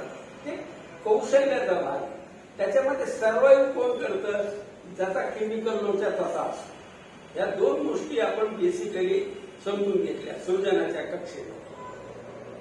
त्याच्या पुढे जाऊन 3 व्हॅल्यूज याचा उल्लेख त्यांनी खूप छान केलेला आहे. सत्य ही आपली स्ट्रेंथ आहे. कोणत्याही परिस्थितीमध्ये जिथं आपला अपाय होणार आहे अशा ठिकाणीही सत्यच हवं. कारण काय माहिती का, की सत्यामध्ये 1% असत्य टाकले की ते 100% असत्य होऊन जातं, किंवा घटवलं तरी 100% असत्य होऊन जातं. सत्याचा वेध घेण्याची दृष्टी असणं हीच तुमची सगळ्यात मोठी ताकद. ती जर नसेल तर मग काय नाही, मग तुम्ही दुसरी ठिकाणं खूप आहेत ज्या ठिकाणी जाऊन तुमचा व्यक्तिमत्वाचा विकास करू शकाल. परंतु अशा ठिकाणी जिथं सृजनाचं काम होतं त्या ठिकाणी सत्य ही गोष्ट सगळ्यात प्राईम मानायला पाहिजे. पहिलं व्हॅल्यू सत्य, त्याच्याबरोबरीनं स्वातंत्र्य. आम्ही कोणत्या गोष्टीची तडजोड करणार नाही, तर आम्ही सत्याची तडजोड करणार नाही नंबर 1, आणि दुसरी स्वातंत्र्याची तडजोड करणार. स्वातंत्र्य ही अशी गोष्ट आहे बरं का, की ती माणसाला माणूस करते. त्यामुळं माणसाचा माणूस पण जाईल आणि त्याचा जनावर होऊन जाईल अशी कोणतीही गोष्ट आम्ही मान्य करू शकत नाही. म्हणून दुसरं व्हॅल्यू जे आहे ते आहे स्वातंत्र्य. बरं, ह्या दोन्ही ठिकाणी कुठं धर्म येत नाही, कुठं जात येत नाही, कुठं बाकीच्या गोष्टी येत नाही. ह्या दोन्ही ठिकाणी जे आहे सरळ सरळ तुमचा माणूस असतो. आणि मी आता लेखनाच्या कामामध्ये मी सत्याचा आणि सृजनाचा संबंध सांगतो. मी लेखनातला माणूस आहे. मी असं एका ठिकाणी म्हटलेलं, अनुभव शब्द जो आहे का तो ऍक्च्युअली बाणाचं न वापरता तिथं नळाचं बाणाचं न वापरायला हवं होतं, नळाचं न वापरायला नको होतं. अनुभव तुम्ही जेवढा खोल जाताल तिथं सूक्ष्म जाताल तिथं एक अणुशक्ती आहे. ती अणुशक्तीचा अनुभव लेखक घेत असतो. त्याने जर समजा असत्याचे पापुद्रे लावले अंगावर तर तो तेवढ्या खोलात कसा जाईल. जेवढा खोल जाईल तेवढा स्फोट मोठा होणार. आणि ही गोष्ट जसं लिटरेचरमध्ये आहे तसंच मला असं वाटतं की दुसऱ्याही कलांच्या क्षेत्रामध्ये ते आहे की तुम्ही सूक्ष्मपर्यंत जायला पाहिजे. ते आता हे झालं मी तर दुसऱ्या पापुत्र्यांचं, ज्यांच्या डोळ्यावर जातीचा चष्मा आहे, मी ब्राह्मण आहे, मी कुणीतरी चोर आहे, नाही चालत, ते नाही कामाचं. मी अमुक आहे, अमुक धर्माचा आहे, मी मुसलमान आहे, मी श्रेष्ठ आहे, नो, तू काही कामाचा नाही. हे असे एक्स्ट्रा ज्यांच्या अंगावर पापुत्रे आहेत ते सत्यापर्यंत पोहोचूच शकत नाही. सत्यापर्यंत पोहोचण्यासाठी हे पापुत्रे नष्ट करावे लागेल. आणि ही गोष्ट जी आहे ती कार्यकर्त्यांनी कसा असावं हे जे तुम्ही सांगत होता त्याच्यामधली महत्वाची गोष्ट आहे की ह्या पापुत्र्यांपासून आपल्याला मुक्त व्हावं लागतं. आपल्या समाजामध्ये मोठा प्रॉब्लेम असा आहे की लहानपणापासून संस्कार केले जातात आणि त्या संस्कारामध्ये हे होतं. आता ह्यांच्या नातवाला बारावीला घेऊनच जावं लागतं. त्याला पुण्यातल्या नार्वेकर इन्स्टिट्यूटला काय कोणती ओसाका का काहीतरी नावाची संस्था आहे त्याची, आयुकामध्ये नाही नाव वाटतं. त्याला बारावीला लहानपणापासूनच त्याच्या अंगावर असे कवच करून टाकायचे की तू बारावीला जायचं. त्याच्या आयुष्यामध्ये आठवण आम्ही लहानपणी आजोबाबरोबर गेलो. वा, हे संकट आहे आपल्या समाजात. आपल्या समाजामध्ये मग त्या मुलाला आहे ना, त्या लेकराला त्या पापुत्र्यापासून बाहेर पडताना फार अडचण होते. जशी तुम्हाला मला झाली. आमच्याही बापाने आम्हाला कुठला शिकवलं. अरे कशाला शिकवलं ते, आम्हाला त्याच्यातून बाहेर पडताना त्रास. तर आपल्या समाजामध्ये हा एक्स्ट्राचा त्रास आहे की तिथं लहानपणापासून आपण मुलांना टाकतो. दुसऱ्याही समाजामध्ये वेगळ्या प्रकारचे पापुत्रे चढवलेले जातात, त्यांनी ते दूर करायला पाहिजे. हे दूर केल्याशिवाय तुम्ही सत्याच्या जवळ जाऊ शकत नाही. तुमची स्वातंत्र्याची प्रेरणा बळकट होते. बघा, राम मनोहर लोहियाचं एक फार चांगलं वाक्य मी अनेक ठिकाणी कोट करतो. ते म्हणले की कुछ लोग क्रांती से प्यार करने वाले, त्याला क्रांती छान नुसतं बोलायचं. हा, अरे क्या बात आहे यार, धर्मेंद्र प्रधान का राजीनामा बेस्ट, वा, पाठिंबा आहे आमचा. गेला नाहीस का? तू नाही गेला ना तिथं. जाणं शक्य असतानाही गेला नाहीस, इकडं मजा करत राहिलास. हा जो फरक पडतो की क्रांतीच्या कल्पनेला प्रेम करायचं. आपण स्वातंत्र्य बोलत राहू, परंतु स्वातंत्र्य जगावं आणि प्रत्येक अडथळ्याशी म्हणजे जखमा घ्यायला. मी असं म्हणत नाही की लगेच तुम्ही ते पार करा, परंतु जरा स्वातंत्र्यासाठीच्या जखमा आपण बघा. ज्या समाजामध्ये राहतो ना त्या समाजामध्ये पूर्ण स्वातंत्र्याची शक्यता आज उद्या परवा नाही दिसत ना. आपण खूप मोठ्या बंदिस्त समाजामध्ये आहोत. फक्त मला असं वाटतं की आपण एक लढत घ्यावी, त्याची एक खोज आपल्या अंगावर असावी की मी त्या स्वातंत्र्याच्या रस्त्यातल्या अडथळ्याला मी भिडलो. शेतकरी असेल, स्त्रियांचा असेल, अमक्याचं. किसान पुत्र आंदोलनाचा कार्यक्रम म्हणजे ही खोज पाडून गेली. मी आज असं अजिबात मानत नाही की तुम्हाला फार मोठं यश मिळणार आहे उद्या. असं शक्यता फार कमी. कमीत कमी शिबिरामध्ये तरी हे कबूल करायला पाहिजे की हे स्वातंत्र्य, सत्य ह्या व्हॅल्यू स्टॅब्लिश होण्यासाठी खूप मोठं जावं लागतं. आणि तिसरा शब्द आपण 3S म्हणतो, सत्य, स्वातंत्र्य आणि सर्जन. 3S, 3 स. तर सर्जन हे आपल्या संघटनेचं मूळ आधार विचार आहे. काही गोष्टी आपण अजून वेगळ्या विचारांच्या पातळीवर समजून घ्यायला पाहिजे, जे समाजामध्ये वेगळं करतात आणि दिसतं वेगळं. मी अनेकदा सांगितलेली एक गोष्ट अशी की समाज जो आहे ना, जो बळी जातो त्याला उपदेश करतो. म्हणजे बलात्कार झाला तर अगं बाई तू तिकडे कशाला चाललीस, तिकडे कशाला गेली होतीस, तिला शहाणपण शिकवणार जिच्यावर बलात्कार. आणि त्यांनी बलात्कार केला, नो, मोदीला काही बोलणार नाही. पण वांगचुकला बोलणं आणि बोलायची हिंमत असेल तर भिडणं का त्याची मोदीशी, त्याने तर तुझं वाटोळं केलं सगळ्या व्यवस्थेचं. तर नाही, वांगचुकला टार्गेट करायचं हे नाही का. जो व्हिक्टीम आहे, जो दुबळा आहे, जो लढतो आहे, त्या घटकाला उपदेश करणं हे अप्रामाणिकपणाचंही आहे आणि हे स्वातंत्र्याच्या दिशेनं जाणारं नव्हे. मी एक उदाहरण दिलेलं होतं की ज्या वेळेला पक्ष्यांसाठी तुम्ही पिंजरे तयार करता आणि मोक्यांना मोकळे सोडता त्यावेळेस तुमची वाट चुकलेली असते. तुम्ही तुमच्यामध्ये एक दांडा घेऊन बसण्याची तयारी पाहिजे. आला बोका की हान द्या. पक्ष्यांना तुम्ही बंदिस्त करू नका. पक्ष्यांना बंदिस्त करणं म्हणजे स्वातंत्र्य हिरावून संरक्षण देणं. तुम्हाला त्याला संरक्षण असं द्यायचं की त्याचं स्वातंत्र्यही हिरावलं जाणार नाही. म्हणजे माझा आणि विजय जावंदीशी जो वाद झाला त्याच्यामध्ये मुद्दा असा होता, तो म्हणत होता की सबसिडी जगभर शेतकऱ्यांना देतात. आता जगभरात मला एवढा अभ्यास नाही म्हणून मी म्हटलं की मान जगभर अमेरिकेमध्ये जास्त सबसिडी दिली जाते, भारतापेक्षा कितीतरी पट जास्त दिली जाते. त्यामुळे संरक्षण आवश्यक. मी म्हटलं की अमेरिकेमध्ये स्वातंत्र्य दिलं जातं ना, तिथं कुठं फिलिंगचा काय आहे. तर निसर्ग नियम असा आहे की तुम्ही बी टाकलं त्याच्यावर मोठा दगड ठेवला तर ते उगवणार नाही यार, ते करपून जाईल मध्ये. त्याच्यावर दगड ठेवायचा नसतो, अंकुराला वर येऊ द्यायचं असतं. वर आल्यानंतर हवं तर तुम्ही इतर प्राण्यांपासून संरक्षण व्हावं म्हणून कवच करा. फर्स्ट लिबर्टी दॅन प्रोटेक्शन हे कन्सेप्ट आपल्याला आपल्या विचारसरणीमध्ये फार महत्वाची गोष्ट आहे. सामान्यपणे इथं अनेकांची गफलत होते.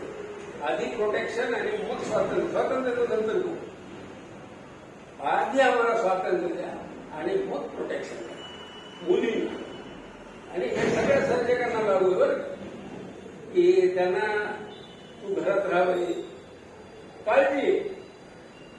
म्हणजे हे काळजी मध्ययुगीन म्हणजे इस्लाम धर्माच्या स्थापनेच्या काळामध्ये त्यावेळेसपासून हे चित्र दिसतंय की तुम्ही काय करायचं बाबा आवरण, कारण शत्रूचे सैन्य येऊ शकते आणि शत्रू सैन्य लढणं त्याच्याशी मरणं तिथं.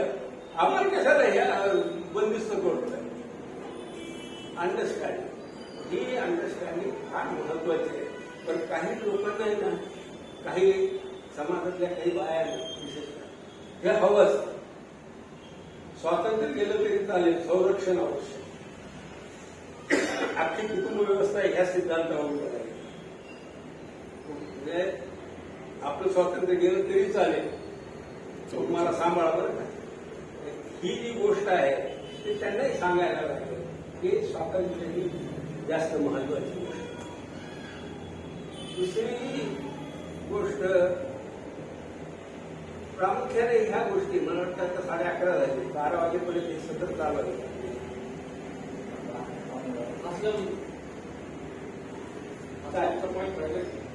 नाही त्यानंतर शेवटी आहे शेवटचं सत्र. आता हे करून द्या. हे गंमत आहे सिरियस नाही सिरियस घेऊ दे.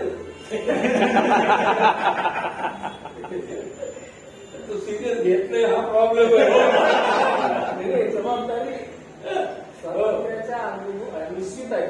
जबाबदारी स्वातंत्र्याच्या विचाराशी ते अनुभूत गुण आहे. दुसरा जबाबदारी स्वातंत्र्यतावादी ते माहिती बोलतो. तुमचं मत मला घेऊन ऐकण्याचं काम करतो, आकलन करून घेतो आणि मग जेव्हा योग्य वेळी त्यावेळी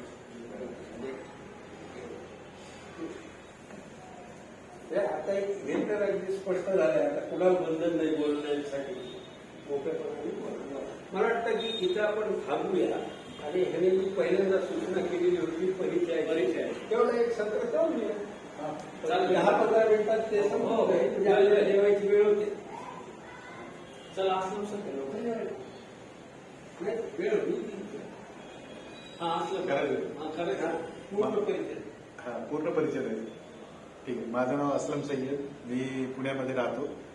माझं मूळगाव आंबेजोगाई आणि किसान पुत्र आंदोलनाशी मी सुरुवातीपासून जोडलेलो आहे.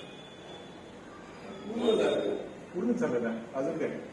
हो काका, 2 मुलं तुमची आपली आपली कमवतात वगैरे विचारा ना त्याला. ऐकलं नसेल किंवा त्यांना त्याचं महत्व विचारा काय करता माझे 2 मुलं आहेत. अजून काय कमवत नाहीत, शिकतायत आता. ते तुम्ही काय करता ते पण सांगा. आणि मी एका लॉजिस्टिक कंपनीमध्ये सिनियर मॅनेजर आहे. माझं नाव अमित सिंग. तुम्ही मुलांची काही सांगायचं नाही. त्याच्यात सगळीच मुलं मला धरतील. तू केलेलं तुझी प्रॉपर्टी. माझं नाव अमित सिंग. मी एक अर्थतज्ञ आहे आणि शेतकरी सुद्धा आहे. पण गेले आता 4-5 वर्षापासून मला असं लक्षात आलंय की पर्यावरणात जे काही बदल घडतोय, खास करून एक शेतकरी असून जे मला शेतकऱ्यावरती म्हणजे शेती करताना जे पर्यावरणाचा बदलचा जो अनुभव येतोय आणि शहरीकरणाचा जो ध्रुवीकरण होतोय, त्या अशा प्रकारचा जो आहे त्याच्या विरोधात मी काम करतो. मी सांगितलं ते मला त्यावेळी तुम्ही केलं केलं नव्हतं का? केलं. इकडे नमस्कार. मी राजू बसरगेकर. मी केमिकल टेक्नॉलॉजिस्ट आहे.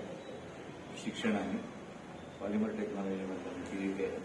ते युनिव्हर्सिटीमध्ये शिकत असतानाच 1980 साली हे शरद जोशींचं आंदोलन उभं राहिल्यावर 81 मध्ये मी PhD अर्धवट सोडून 3 वर्ष पूर्ण वेळ काम केलं. त्या शरद जोशींबरोबर हिंडतानाच अमरावती यांची. त्यानंतर मी परत येऊन मग MIT नावाच्या संस्थेमध्ये पहिल्यांदा व्हिजिटिंग फॅकल्टी मेंबर आणि मग NCL मध्ये गेस्ट वर्कर म्हणून काम करून माझी PhD अर्धवट राहिली होती. तिला एक पूरक भाग देऊन PhD पूर्ण केली. त्यानंतर मग अनेक क्षेत्रांमध्ये काम केले. त्यात विशेषतः प्लास्टिकचा ह्याच्यामधला वापर, वाहनांमधला वापर, प्लास्टिक इन ऑटोमोबाईल्स या क्षेत्रामध्ये काम करत राहिलो. त्यानंतर APPL इंडस्ट्री अशा प्रकारचे प्लास्टिक ब्लेंड्स आणि कंपोजिट्स बनवणारी कंपनी, तिथे टेक्निकल डायरेक्टर म्हणून काम केलं. विदेशातही होतो. नंतरच्या काळामध्ये जरा एकदा तब्येतीच्या कारणामुळे मला बऱ्याचशा गोष्टींचं असे विस्मरण झालं, पण काही गोष्टी. पण नंतर मुख्य म्हणजे किसान पुत्र आंदोलनाशी निगडीत झाल्यानंतर काही ॲक्शन प्लॅन याला असला पाहिजे. त्या ॲक्शन प्लॅनमध्ये काही पदयात्रा काढली. त्यामुळे ती चिलगव्हाण ते पदयात्रा, औंढा ते औंढा नागनाथपासून ते चिलगव्हाणची पदयात्रा ही माझ्या दृष्टीने माझ्या आयुष्यातलं एक फार मौल्यवान आणि चांगली गोष्ट आहे. आणि त्या ठिकाणी ज्या ज्या ठिकाणी मुक्काम करत होतो त्या त्या ठिकाणच्या लोकांनी केलेली स्वयंने केलेली व्यवस्था. तर हे आजच्या पुढच्या काळामध्ये काय चॅलेंज घडवून आणायचं, तर आपल्याला जर असे परिचयामध्येच राहतात. यांनी शेतकरी संघटनेचं एक पुस्तक आहे शिवाजी महाराजांवरचं, छत्रपती शिवाजी महाराज, रयतेचा राजा शिवाजी, शेतकऱ्यांचा राजा शिवाजी. त्या पुस्तकाचे शरद जोशी आणि हे आणि अनिल लोटे हे रायटर्स त्यांनी मिळून लिहिलेलं पुस्तक. किसान पुत्र आंदोलनासाठी आपण हे दुसरं पुस्तक हे आहे त्यांचं 50 वर्ष झाल्याबद्दल, 75 वर्ष झाल्याबद्दल त्यांनी सगळे आकडेवारीसह पुरावा गोळा करून सरकार कसं शेतकऱ्यांच्या विरोधात आहे हे त्यांनी लिहिलेलं आहे. मी अनंत देशपांडे, माजी शेतकरी आहे. मूळ माझं ठिकाण राहण्याचं लातूर होतं. लातूरवरून पुण्याला येऊन 15-16 वर्ष झालेत. आता इथेच राहतो मी आणि शेतकरी संघटनेशी 84 पासून जुडलेला आहे. किसान पुत्रशी जुडलेला आहे आणि आता सर्जित स्वातंत्र्य संघटनेमध्येही मी आहे. हे लोक का लपवाछपी करतात बरं का? हे शरद जोशींच्या उत्तर काळामध्ये त्यांच्यासोबत 24 तास राहिले. त्यांच्यासाठी जे काही सहकारी होते हे आणि म्हात्रे सर, शरद जोशी गेल्यानंतर त्यांनी आपल्या सहकाऱ्यांना आपले पैसे दिले. म्हणजे मला स्वतः फार महत्वाची गोष्ट वाटते बरं का, की आपली प्रॉपर्टी लोक सामान्यपणे आपल्या मुलांना देतात, परंतु शरद जोशींनी त्यांची प्रॉपर्टी एकतर ट्रस्टला दिली, दुसरी आपल्या सहकार्यांना दिली. ती किती दिली इट्स नॉट इम्पॉर्टंट, परंतु त्याने जे सोडून गेलेले होते ते ह्यांना दिलं. आणि हे आम्हाला मोठ्या अभिमानाची गोष्ट वाटते की आपला एक असा मित्र आहे ते हे शरद जोशींनी स्थापन केलेल्या ट्रस्टवर आहे, विश्वस्त म्हणून ते करतात. आणि अजून मगाशी जे सांगितलं होतं ते बाकीच्यांसाठी, ह्यांचं असं आहे की ह्यांनी जमीन विकली पूर्ण. मी त्याच्यावर लेख लिहिला होता, ह्यांनी जमीन विकल्यानंतर जमीन पूर्ण विकली आणि त्याच्यानंतर करोडपती झाले. जमीन होती तेव्हा ते आत्महत्या करायला गेले होते, जमीन विकल्यानंतर ते करोडपती झाले. असं मी अमर हबीब, मी अंबाजोगाईचा किसान पुत्र आंदोलन हे असल्या गोष्टी करत राहतो. नाही ते आम्ही सांगायचं. तुरुंगवास आता तुम्ही सांगितलं मी तुम्ही जे सांगायला पाहिजे. मला एकच बायको आहे, मुसलमान असून सुद्धा एक बायको आहे. जे ते आंदोलनापासून सांगायचं. असं कसं सगळा वेळ माझाच जाईल. त्यावेळेचे असणारे वेळ तर हलवायचंच आहे आपल्याला. त्यावेळेचे असणारे राज्यकर्त्यांना काही माणसांची भीती वाटली त्यांना तुरुंगात टाकली, ज्यांची भीती वाटली त्यांना तुरुंगात टाकावं असे त्यांना तुरुंगात टाकले. खरं तुमच्यासाठी असा प्रश्न आहे की त्या शेवटी आंदोलनाच्या वेळेला आहे, म्हणजे तुमच्या तिघांसाठी खरं तुमचा अनुभव जो आहे त्या काळातही ते गुजरातमधल्या कुठल्या तरी कॅन्टीनमध्ये ते आंदोलन सुरू झालं आणि विद्यार्थ्यांनीच ती आंदोलन चळवळ धरून ठेवली आणि मग जेपी त्याच्यात सामील झाले आणि मग ते स्वातंत्र्यासाठी आंदोलन झालं. मग ते स्वातंत्र्याचं स्वरूप त्याला दिलं गेलं आणि ते मग अख्खं भारतभर पसरलं. तर त्या काळातलं तुमचा अनुभव काय होता, कसं ते ती थिंगडीची हे स्पेसिफिक एवढं पुरतं सांगतो मी, बाकी सगळं नाही आणि सांगतो. तुम्ही त्याच्या मुळीत होता. हो. त्याच्यानंतर त्याचा शेवटी निकष असा झाला की इमर्जन्सी लागला गेलं आणि ते सगळे जेलला गेले. तो काळ होता 74-75 बरं का, आणि तो सफोकेशनचा काळ होता. त्यावेळेलाही सामान्य माणूस अस्वस्थ झालेला होता.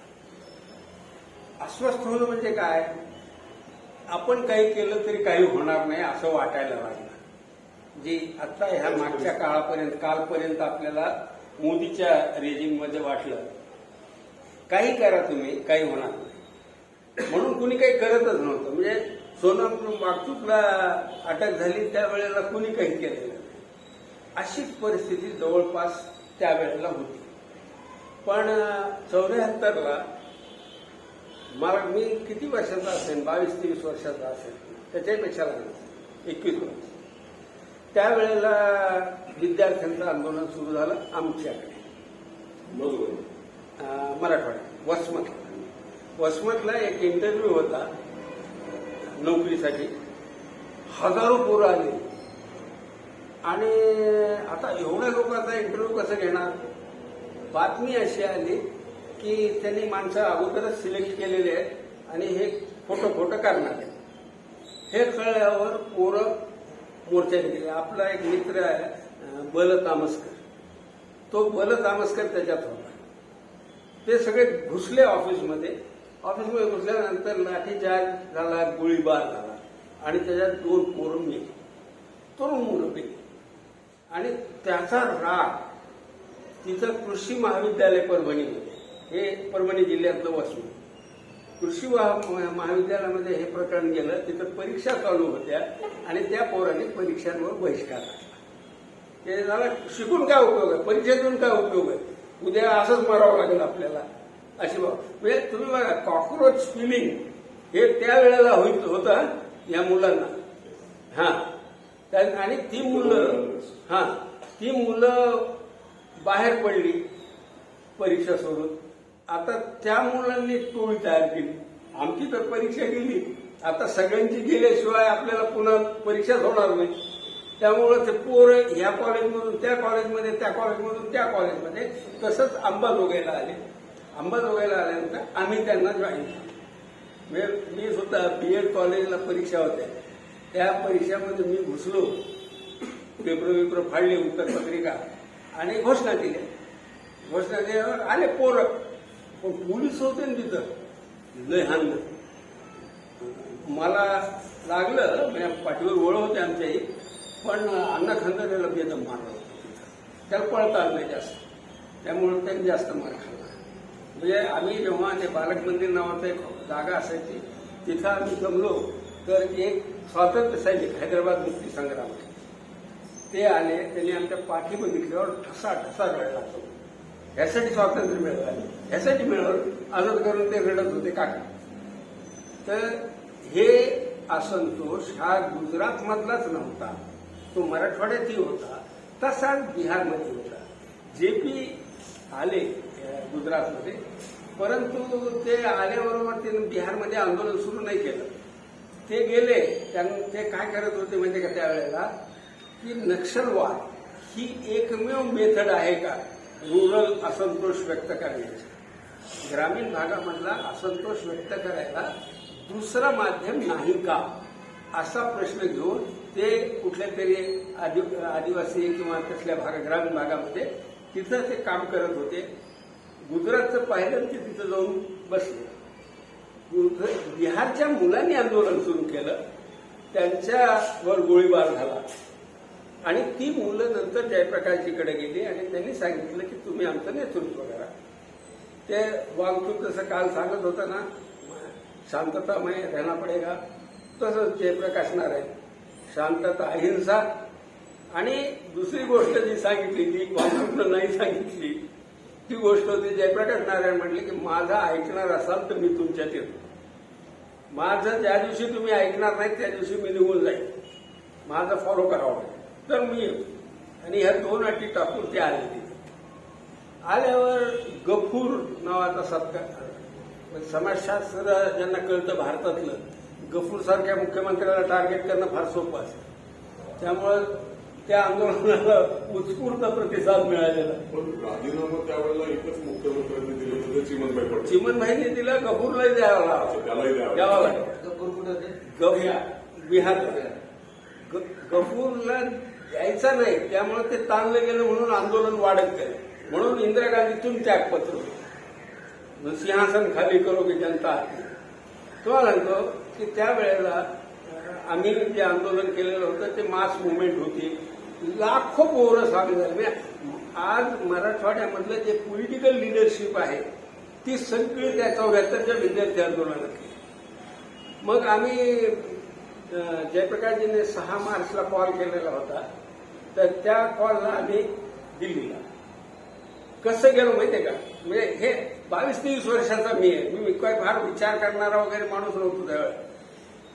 आम्ही रेल्वेच्या 2 डब्यांना जिथं जॉईंट केलं जातं तिथं असं गोल असतो बघा, त्याच्यावर आम्ही 2 जण उभं राहिलो. आणि असं फार अवघड, आम्हाला तरी धरायला जागा होती. लोक एकमेकांचा हात धरून डब्यामध्ये लटकत चालले, लाखो लोक.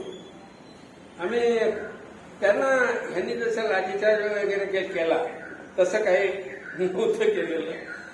हे फार जास्त घाबरलं निघाले. त्यावेळेला काही नव्हतं. हा तुम्हाला सांगतो, राष्ट्रपती भवनाचा समोरचा भाग हा VVIP एरिया आणि जयप्रकाशची सभा ही इंडिया गेटवर झालेली. आणि अख्खं इंडिया गेटचं मैदान, ते किती प्रचंड मैदान आहे, माणसंच माणसं सगळे. अनेक नेत्यांनी भाषणं केली, पण आम्ही त्या वयामध्ये जयप्रकाश काय बोलतात तेवढ्या ह्याच्यावरच आमचं लक्ष केंद्रित होतं. की जयप्रकाशचं भाषण ऐकलं आणि परत निघालो. तर परत निघाल्यावरही रेल्वेमध्ये प्लॅटफॉर्मवर झोपलो आम्ही की बाबा आता नाही गाडी चढू शकत. पण तिकीट काढायची मुलीच नव्हती. तिकीट असते का आंदोलनामध्ये, तिकीट वगैरे काही नसतं. जनरल चढा त्या 3 टायर वगैरे मध्ये नाही. आणि ह्या स्टँडर्डच्या गाड्याही नव्हत्या त्या काळामध्ये. तिथं जनरलचे खूप डबे असायचे. तर त्या डब्यामध्ये बसून लटकून कसंही आपलं जायचं, तसं गेलो आम्ही. तो उठाव मोठा होता. आजच्या तुलनेमध्ये जर पाहिलं तर पहिली गोष्ट अशी की ह्याला JP सारखं नाव देशभर असलेलं, म्हणजे जयप्रकाश नारायण म्हणजे 42चा हिरो. 1942 मध्ये जे तरुण लढले खऱ्या अर्थानं त्याच्यात जयप्रकाश होते. ते माहीत होतं नाव की हे गांधीवादी माणूस आहे. पण ह्या वेळेला बरं हे अपर कास्ट आहे कोण जयप्रकाश नारायण काय असतं या वेळेसचं आंदोलनामध्ये नेमकं उलट आहे बरं का लोअर कास्ट लोअर रिलिजियस हा दोन्ही पण लोकांनी जात बघितली नाही धर्म बघितला नाही फॉलोअर्स सगळ्या जाती अप्पर कास्ट मॅक्झिमम मध्यमवर्गीय असेल हा मी ह्याचं अनेकदा उदाहरण दिलं की शरद जोशी ब्राह्मण आणि फॉलोअर्स सगळे बहुजन लोक मुद्दा बघतात लोक त्यावेळेसची कोंडी बघतात सफोकेशन बघतात आणि जो कोण असेल हे बघा मला जेव्हा इथून मुंबईला जायचं तर गाडीच्या ड्रायव्हरची जात मी काही बघत नाही मी माझं बघतो की हा मुंबईला सोडतो का नाही एवढंच आहे अगदी त्याच पद्धतीनं नेतृत्वाकडे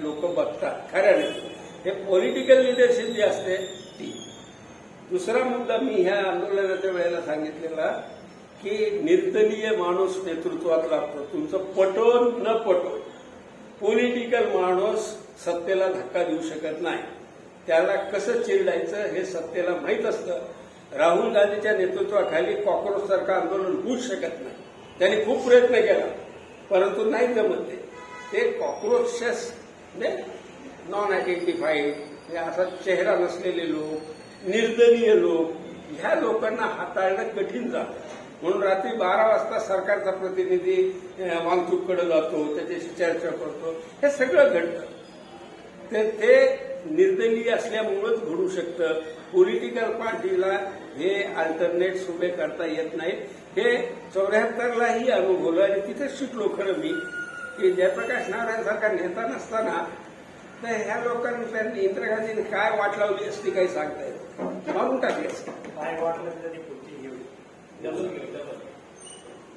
त्याचा तो प्रॉब्लेम डबल एकावर एक टाका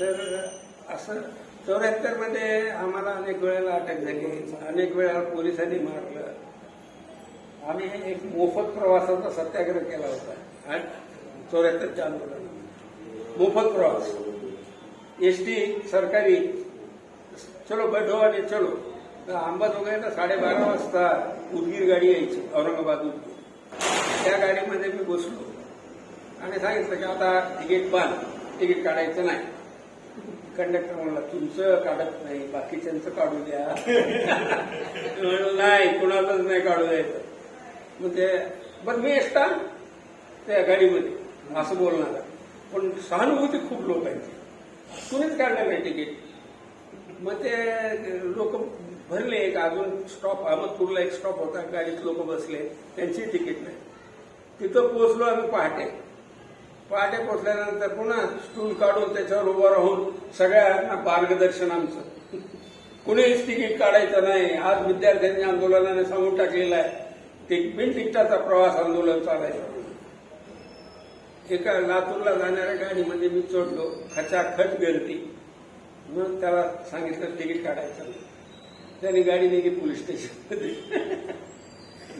गेलो पोलीस स्टेशन इन्स्पेक्टर सुद्धा सहानुभूती होती बरं हे ह्यासारखा इन्स्पेक्टर तो अमित शहाने बदलून आणलेला जो होता तसंच होतं ते सगळ्यात जास्त दुःख आहे त्याचा राजीनामा कोणच मागत नाही अमित शहाची राजीनामा कोणच मागत नाही सगळ्यात जास्त दुःख त्याला त्याचंच आहे त्याला सगळे इम्पॉर्टंट झाले प्रधानचा राजीनामा मागतात गडकरीचं मागतात मोदीचंही मागत आहे अमित शहा एवढा मारून तोडून राजीनामा कोणच मागत नाही आज लोकसभेमध्ये सोमवारी लोकसभेमध्ये त्याची इच्छा लोक पूर्ण करतात नक्की करतात राहुल बोललंय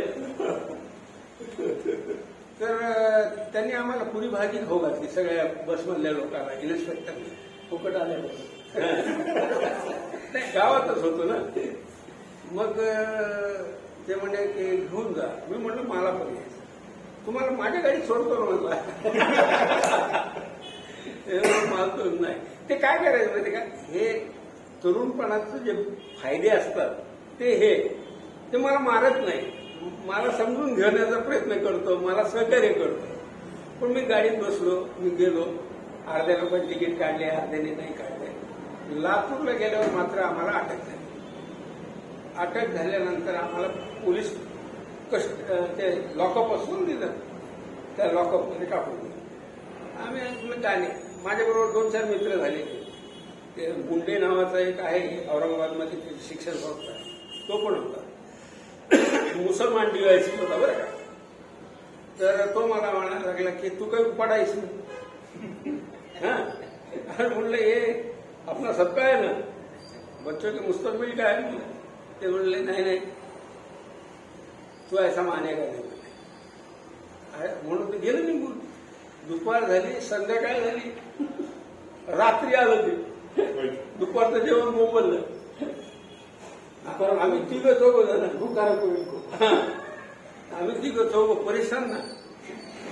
आल्याबरोबर आम्ही गोंधळ करायला सुरुवात केली की लगेच त्यांनी सांगितलं पलाट करायला. आम्ही तन करत ह्याला घेऊन जा बस स्टँडवर, ह्यांना खाऊ घाला काहीतरी आणि बसवा यांच्या गावाला. झालं म्हणले तुमचं आंदोलन आता. असं ते व्हायचं. म्हणजे जनतेचाही सपोर्ट असायचा, काही विरोधात असायचे, पण कास्ट, रिलिजन याच्या पलीकडे गेलेलं आंदोलन होतं. आणि ते सफोकेशन पिरियड. मी जे अनालिसिस केलं होतं मागे, ते मला हा काळ सफोकेशन पिरियड वाटत, जो ब्रेक केला कॉक्रोचेस. की आता संबंध देशामध्ये, आता मोदीच्या विरुद्ध बोलायला कुणाला भीती वाटत नाही. आता कुणाला अटक करा, सोनम वांगचूक सारखी अटक आता करा कुणाला. अगदी जेल फोडायला सुद्धा पोरं जाते, जेल फोडायला जाते. इतकी कॉन्फिडन्स लोकांचा आलेला आहे. तसंच 75चं आणीबाणीच्या नंतर जो स्फोट झाला लोकांचा, तो स्फोट तसाच होता की आता सरकारला जुमानायचं नाही. इंदिरा गांधीच्या विरोधामध्ये लोक रस्त्यावर आली, मतदानाला आली. ह्याचा मतदानाला किती परिणाम होईल हे आज यासाठी सांगता येत नाही, कारण निवडणुका अजून लांब आहे. या मधल्या काळामध्ये काही वेगळ्या खेळी खेळल्या जाऊ शकतात. त्यामुळे या कॉक्रोचचा परिणाम नेमका पॉलिटिकल किती होईल हे आज नाही सांगता येत. सरकारच्या दडपशाहीचा थोडा भाग त्याच्यामध्ये असतो. हे जर तशी दडपशाही म्हणजे इंदिरा गांधीच्या आणीबाणीच्या नंतर, आणीबाणीच्या काळामध्ये संजय गांधीने जो उद्रेक केला, तो उद्रेक जास्ती याला कारण राजकीय असंतोषाला जास्त कारण देतो. म्हणजे कुटुंब नियोजनाची सक्तीनं सक्तीनं जमिनी ताब्यात घेणं, म्हणजे सिलिंगच्या वगैरे, तर अशा काही गोष्टी त्यांनी त्या स्ट्रॉंगली राबवल्या. तर ते लोकांना दिसत होतं की नाही आता इंदिरा गांधीला घरी पाठवल्याशिवाय दुसरा ऑप्शन नाही. हे सगळ्या लोकांच्या मनात. मग दगडाला सुद्धा उभा केलं तर तिच्या विरोधात निवडून दिल्यासारखं ते. म्हणजे अंडी विकणारे हे सामान्य माणसं निवडून आले. हे आता दडपशाही करतील असं वाटतं नाही वाटत. ते शहाणे होती. नाही आपण हे केलं खूप झालं, आता ह्याच्यावर कॉम्प्रोमाइज झाला, आता जरा शांततेने खा असं करतात. असंतोष वाढू नये गेला. राज्यकर्त्यांची उत्क्रांती होत असते.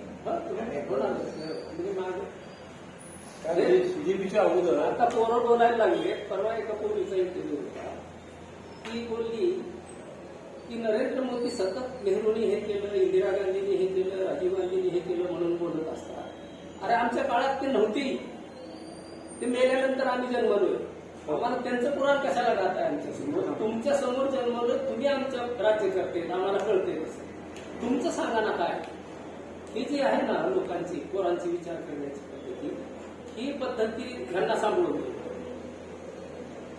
हे जर त्याला हे करत राहिले, दाबत राहिले, तर मात्र त्यांना असंतोष त्यांच्याबरोबर वाटत. मी हे बरोबर की सीजेपीचं आणि सोनम वांगचूक ही जे काही गोष्ट आहे, तत्पूर्वी सरांनी सांगितलं होतं, तुम्हाला आठवत असेल तर, की आपल्याला सोनम वांगचूक सारखी व्यक्ती मिळाली पाहिजे.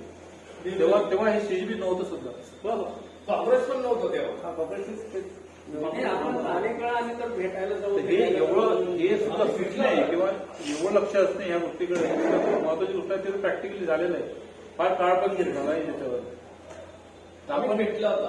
हा म्हणजे तसं बघितलं तर आता मला असं वाटतं बरं काय हे मी ह्यांना मुद्दाम तो प्रश्न विचारला की सरकार पुन्हा क्रौर्य दाखवेल का, तर हे म्हणतात नाही, खरं आहे ते. परंतु समाजातलं क्रौर्य जाणार नाही. जात नाही. तर समाजामधलं ते क्रौर्य व्यक्त होईल ते स्त्रियांवर व्यक्त होणार आहे. आणि म्हणून येत्या 1-2 वर्षामध्ये मोदी जे टार्गेट होणार आहे तो स्त्रियांच्या हाताने होणार आहे. स्त्रियांचं आंदोलन जे आहे ना ते खूप वाढणार आहे बरं का. मुली दिल्लीला जातील आणि पुढचं काय करायचं ते करतील, परंतु स्त्रियांच्या चळवळी ह्या पुढच्या आंदोलनाच्या निर्णायक घटक असणार आहे. आपण भविष्यवाणी सरकार स्वातंत्र्य संघटनेची नाही, बघा ना, आता एक मुद्दा जो लाडकी बहीण आहे, प्रत्येक राज्यामध्ये ती तिच्या नेतृत्वाखालीच होणार आहे. कोणाला यांची मुलगी ती कालच्या मुंबईच्या मोर्चात होती, ती बोलली पण तिथं तिची व्हिडिओ पुण्यात तिचा व्हिडिओ पण आलेला आहे. नाही, मुली जास्त भोकल आणि कॉन्फिडंट झालेल्या आहेत आता. डिप्टी केलं ही वेस्टमध्ये जी असिस्टंट हा मेडिसिन आहे. डॉक्टर हा. डॉक्टर आहे. पण हे लाडकी बहीण वाढवून देतील. हो शक्य आहे. त्यांनी ते- महागाई पण त्यांना अंदाज येणार बदलायचा नाही. त्यांचा प्रयत्न आहे. त्यांना अंदाज येणार नाही महिलांच्या ह्या क्रांतिकारी रोल काय आहे. हे संघाच्या शाखेवर जाणाऱ्या लोकांना हे काय कळणार नाही. हे कॉक्रोच येणार आहे, सोनम आहे, त्यांना नाही कळत ह्या गोष्टी. त्या तुम्हाला कळू शकतात कारण तुम्ही समाजात वावरता. ते चौकटीच्या बाहेर जात नाही. हा प्रॉब्लेम असा आहे यांचा की आम्ही जे करतो ते जगातलं सर्वोच्च असते आणि सर्वोत्तम असते. या भ्रमात आहेत हे लोक RSS. म्हणजे अनेक लोकांशी आता आमचा संपर्क असतो. शेतीचे प्रयोग आमचे इथं आमचे लोक करतात आणि तो शेवटचा प्रयोग असतो. आम्ही म्हणलं का दड्यावर तुमचे लोक चड्ड्या सावरत कधी शेती करावी त्यांनी पुस्तकं वाचायची आणि शेती करायची अशी शेती असते काय. ह्यांचं जे कार्यक्रम आला नाही नैसर्गिक शेती आणि ते अशी शेती तशी शेती त्याला एवढे 10 कोटी एकर आम्ही हे करून 5 कोटी एकर आम्ही लावून नैसर्गिक आता आणखी एक शेती निघाली ना, विधानाला माहित असेल, म्युझिक ते इन्स्ट्रुमेंटल मुळे किडे येत नाही, त्याची ग्रोथ काय ते एक नाही प्रकार आहे ना.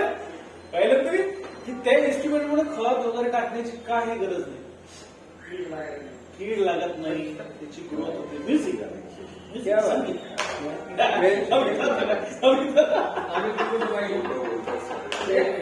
म्हणजे ह्या सगळ्या लोकांचा प्रत्येक क्षेत्रातले ह्याचे जे तज्ज्ञ आहेत RSSचे तथाकथित ते तज्ज्ञ ते जे प्रयोग करतात ते यांना वाटतं की आपण जगातले सगळ्यात चांगले प्रयोग करतो आणि ते सांगतील तो सल्ला हे मानतात सगळे. म्हणजे BTला जी मानली हे परमिशन मिळत नाही ती ह्यांच्याच ह्याच्यामुळे. युतीचं परमिशन घेण्याची गरजच आता राहिली नाही. आता तर गेलं ते. आता ते कंपन्या करतात उत्पादन इलिगल आता सगळे लोक वापरतात. फसगत शेतकऱ्यांची होते ना. का चांगलं मिळत नाही व्यवस्थित. मग कुणाला तरी असं फसगतचा विषय ज्याची परवानगी आहे त्याच्यात होत नाही का. त्याला धरता येते ना जबाबदार कुणाला ते. काय उपयोग त्याच्यात आहे. जबाबदार कुणाला धरता येते. सर यात काय होत आहे, उलट खुलं मार्केट हे आहे. स्वतः लावतात नाही यात काय होत आहे, STB. मला मागच्या वर्षी माझं 10 लाखाचं नुकसान झालं. यात काय होत आहे, हे जे विक्री करणारे जे आहेत मधातले हे त्या बियाण्यामध्ये मिसळतात. मागच्या वेळी काय झालं, मी आधी 100 बॅग बोलावले, मग मला ज्यांनी मागितल्या 10-12 मी त्यांना देऊन दिले की आपण दुसरे घेऊन घेऊ. मग दुसऱ्या मी आणखी बोलावल्या, आणखी मला काही लोकांनी मागितलं. पण तोपर्यंत परिस्थिती अशी झाली होती की आमच्या एरियामध्ये विशेष करून विदर्भामध्ये त्याची मागणी वाढली होती. मागणी डिमांड वाढल्यामुळे काय झालं, त्यांनी भेसळ केलं. मग मी तिसऱ्यांदा जेव्हा बियाणं आणलं आणि ते लावलं, त्याचं जर्मिनेशन बरोबर होतं. त्यामध्ये पूर्णपणे भेसळ. आता ही भेसळ कोण केली, ते हे जे विकणारे आहेत. पण हे डिमांड अँड सप्लायच्या तत्वाचा परिणाम आहे. ते सगळ्यांच्या बाबतीत होतं. ते काय फक्त BTसाठी होत नाही. मग हिच्यात काय होते की हिच्यात बिल नाही, कोणी गॅरंटेड नाही, त्याच्यामुळे मग कोणी कोणाला काही हे करू शकत नाही ना. हे प्रॉब्लेम आहे ना. बघा तुम्ही खुलीकरणाचं बोलणार, समर्थन करणार, लायसन्स परमिट नको आणि पुन्हा म्हणणार पुन्हा घरावं. खुलीकरणाचं नाही, खुलीकरण असल्यावर हे होत नाही, बंदिस्त आहे म्हणून हे व्हायला लागले असं मला म्हणायचं आहे. HTBT ला तुम्ही खुलं केलं, एकदम मोकळं केलं तर आमचा ज्याच्यावर विश्वास आहे त्याचं खरेदी करू. आता कुणाकडून खरेदी करावं लागते? जे मध्यस्थ आहेत, दलाल आहेत, त्या लोकांकडून खरेदी करावं लागते. प्रॉब्लेम असा आहे. म्हणजे आता संदर्भ आहे, संघटनेचे कार्यकर्ते झाले आहेत तेच बोगस फार प्रामाणिक आहेत. मी सांगू ते का फार प्रामाणिक आहेत का? नाही, जे संघटनेतच व्यापाराच्या दृष्टिकोनातून आलेले आहेत ते लोक, म्हणजे याचा त्याला माहित नाही. संघटनेचा वापर करून म्हणजे फक्त अधिकृत तुम्ही दुकानदार आहे, एखादी कंपनी आहे, समजा महिकोची कंपनी आहे, त्यांनी HTBT तयार केलं, महिकोला पकडता तर येईल ना. आता कुणाला पकडायचं? ज्यांनी बियाणं दिले तर तो उत्पादनच करते, तो कुठून तरी आणतो आपण. नाही. मग आता कंपन्यांनी काय केलं? कंपन्यांनी त्या भागातल्या कृषी सेवा केंद्रांना जबाबदारी दिली की तुम्ही चांगले शेतकरी आणि मोठे शेतकरी शोधा आणि त्यांना विश्वासानं द्या. मला दिलं ना, मला सुपरकॉट कंपनीच्या अधिकृत त्यांनी ते दिलं की त्यांनी सांगितलं की बिल तुम्हाला देते, या बिटीचं बिल पण देतो मी तुम्हाला STBT तुम्ही लावा. आणि ते कारण की त्यांना माहित पडलं ना की शेतकऱ्याची फसवणूक होऊन राहिली. कारण त्या कृषी सेवा केंद्रावाल्याला माहित ना की माझी फसवणूक झाली, म्हणून त्यांनी स्वतः मला फोन करून सांगितलं की तुम्ही सुपरकॉट वाल्यांनी दिलेलं आहे, फक्त बिल तुम्हाला त्याचं मिळणार नाही, पण गॅरंटेड बिल आहे, सुपरकॉटचं आहे, तुम्ही लावा. हे व्यापारी ते बरोबर करतात आणि ते सरकारच्या सगळ्या मंत्र्यांपर्यंत पैसे पण पाठवतात. हे सगळं चालू आहे. ते सगळं म्हणजे सरकारला माहिती आहे, हे आपल्या मंत्र्यांना पैसे नाही, हास्यास्पद गोष्ट कुठली आहे बोला? गुजरातमध्ये चालू आहे, MP मध्ये चालू आहे, महाराष्ट्रामध्ये प्रॉब्लेम आहे. म्हणजे तिथं रावणपिटी जमिनीला काही त्याचा परिणाम होत नाही, महाराष्ट्रामध्ये नाही, इथेही होत नाही, इथे भरपूर नाही, गोष्ट पण कंपन्या तयार करू देत नाही इथल्या. गुजरातच्या कंपन्या सर्रास तयार करतात आणि आता रिक्सर अनाऊन्स करून टाका सर. अधिकृत बैठक संपली. हे सत्र संपलं. दुसरं सत्र सुरू करायचं तर करा. जेवायला किती वेळ यायचं? 15 मिनिटं. जरा मोकळं राहा, सिगारेट बिगारेटी ओढून या. ते पहिलं सत्र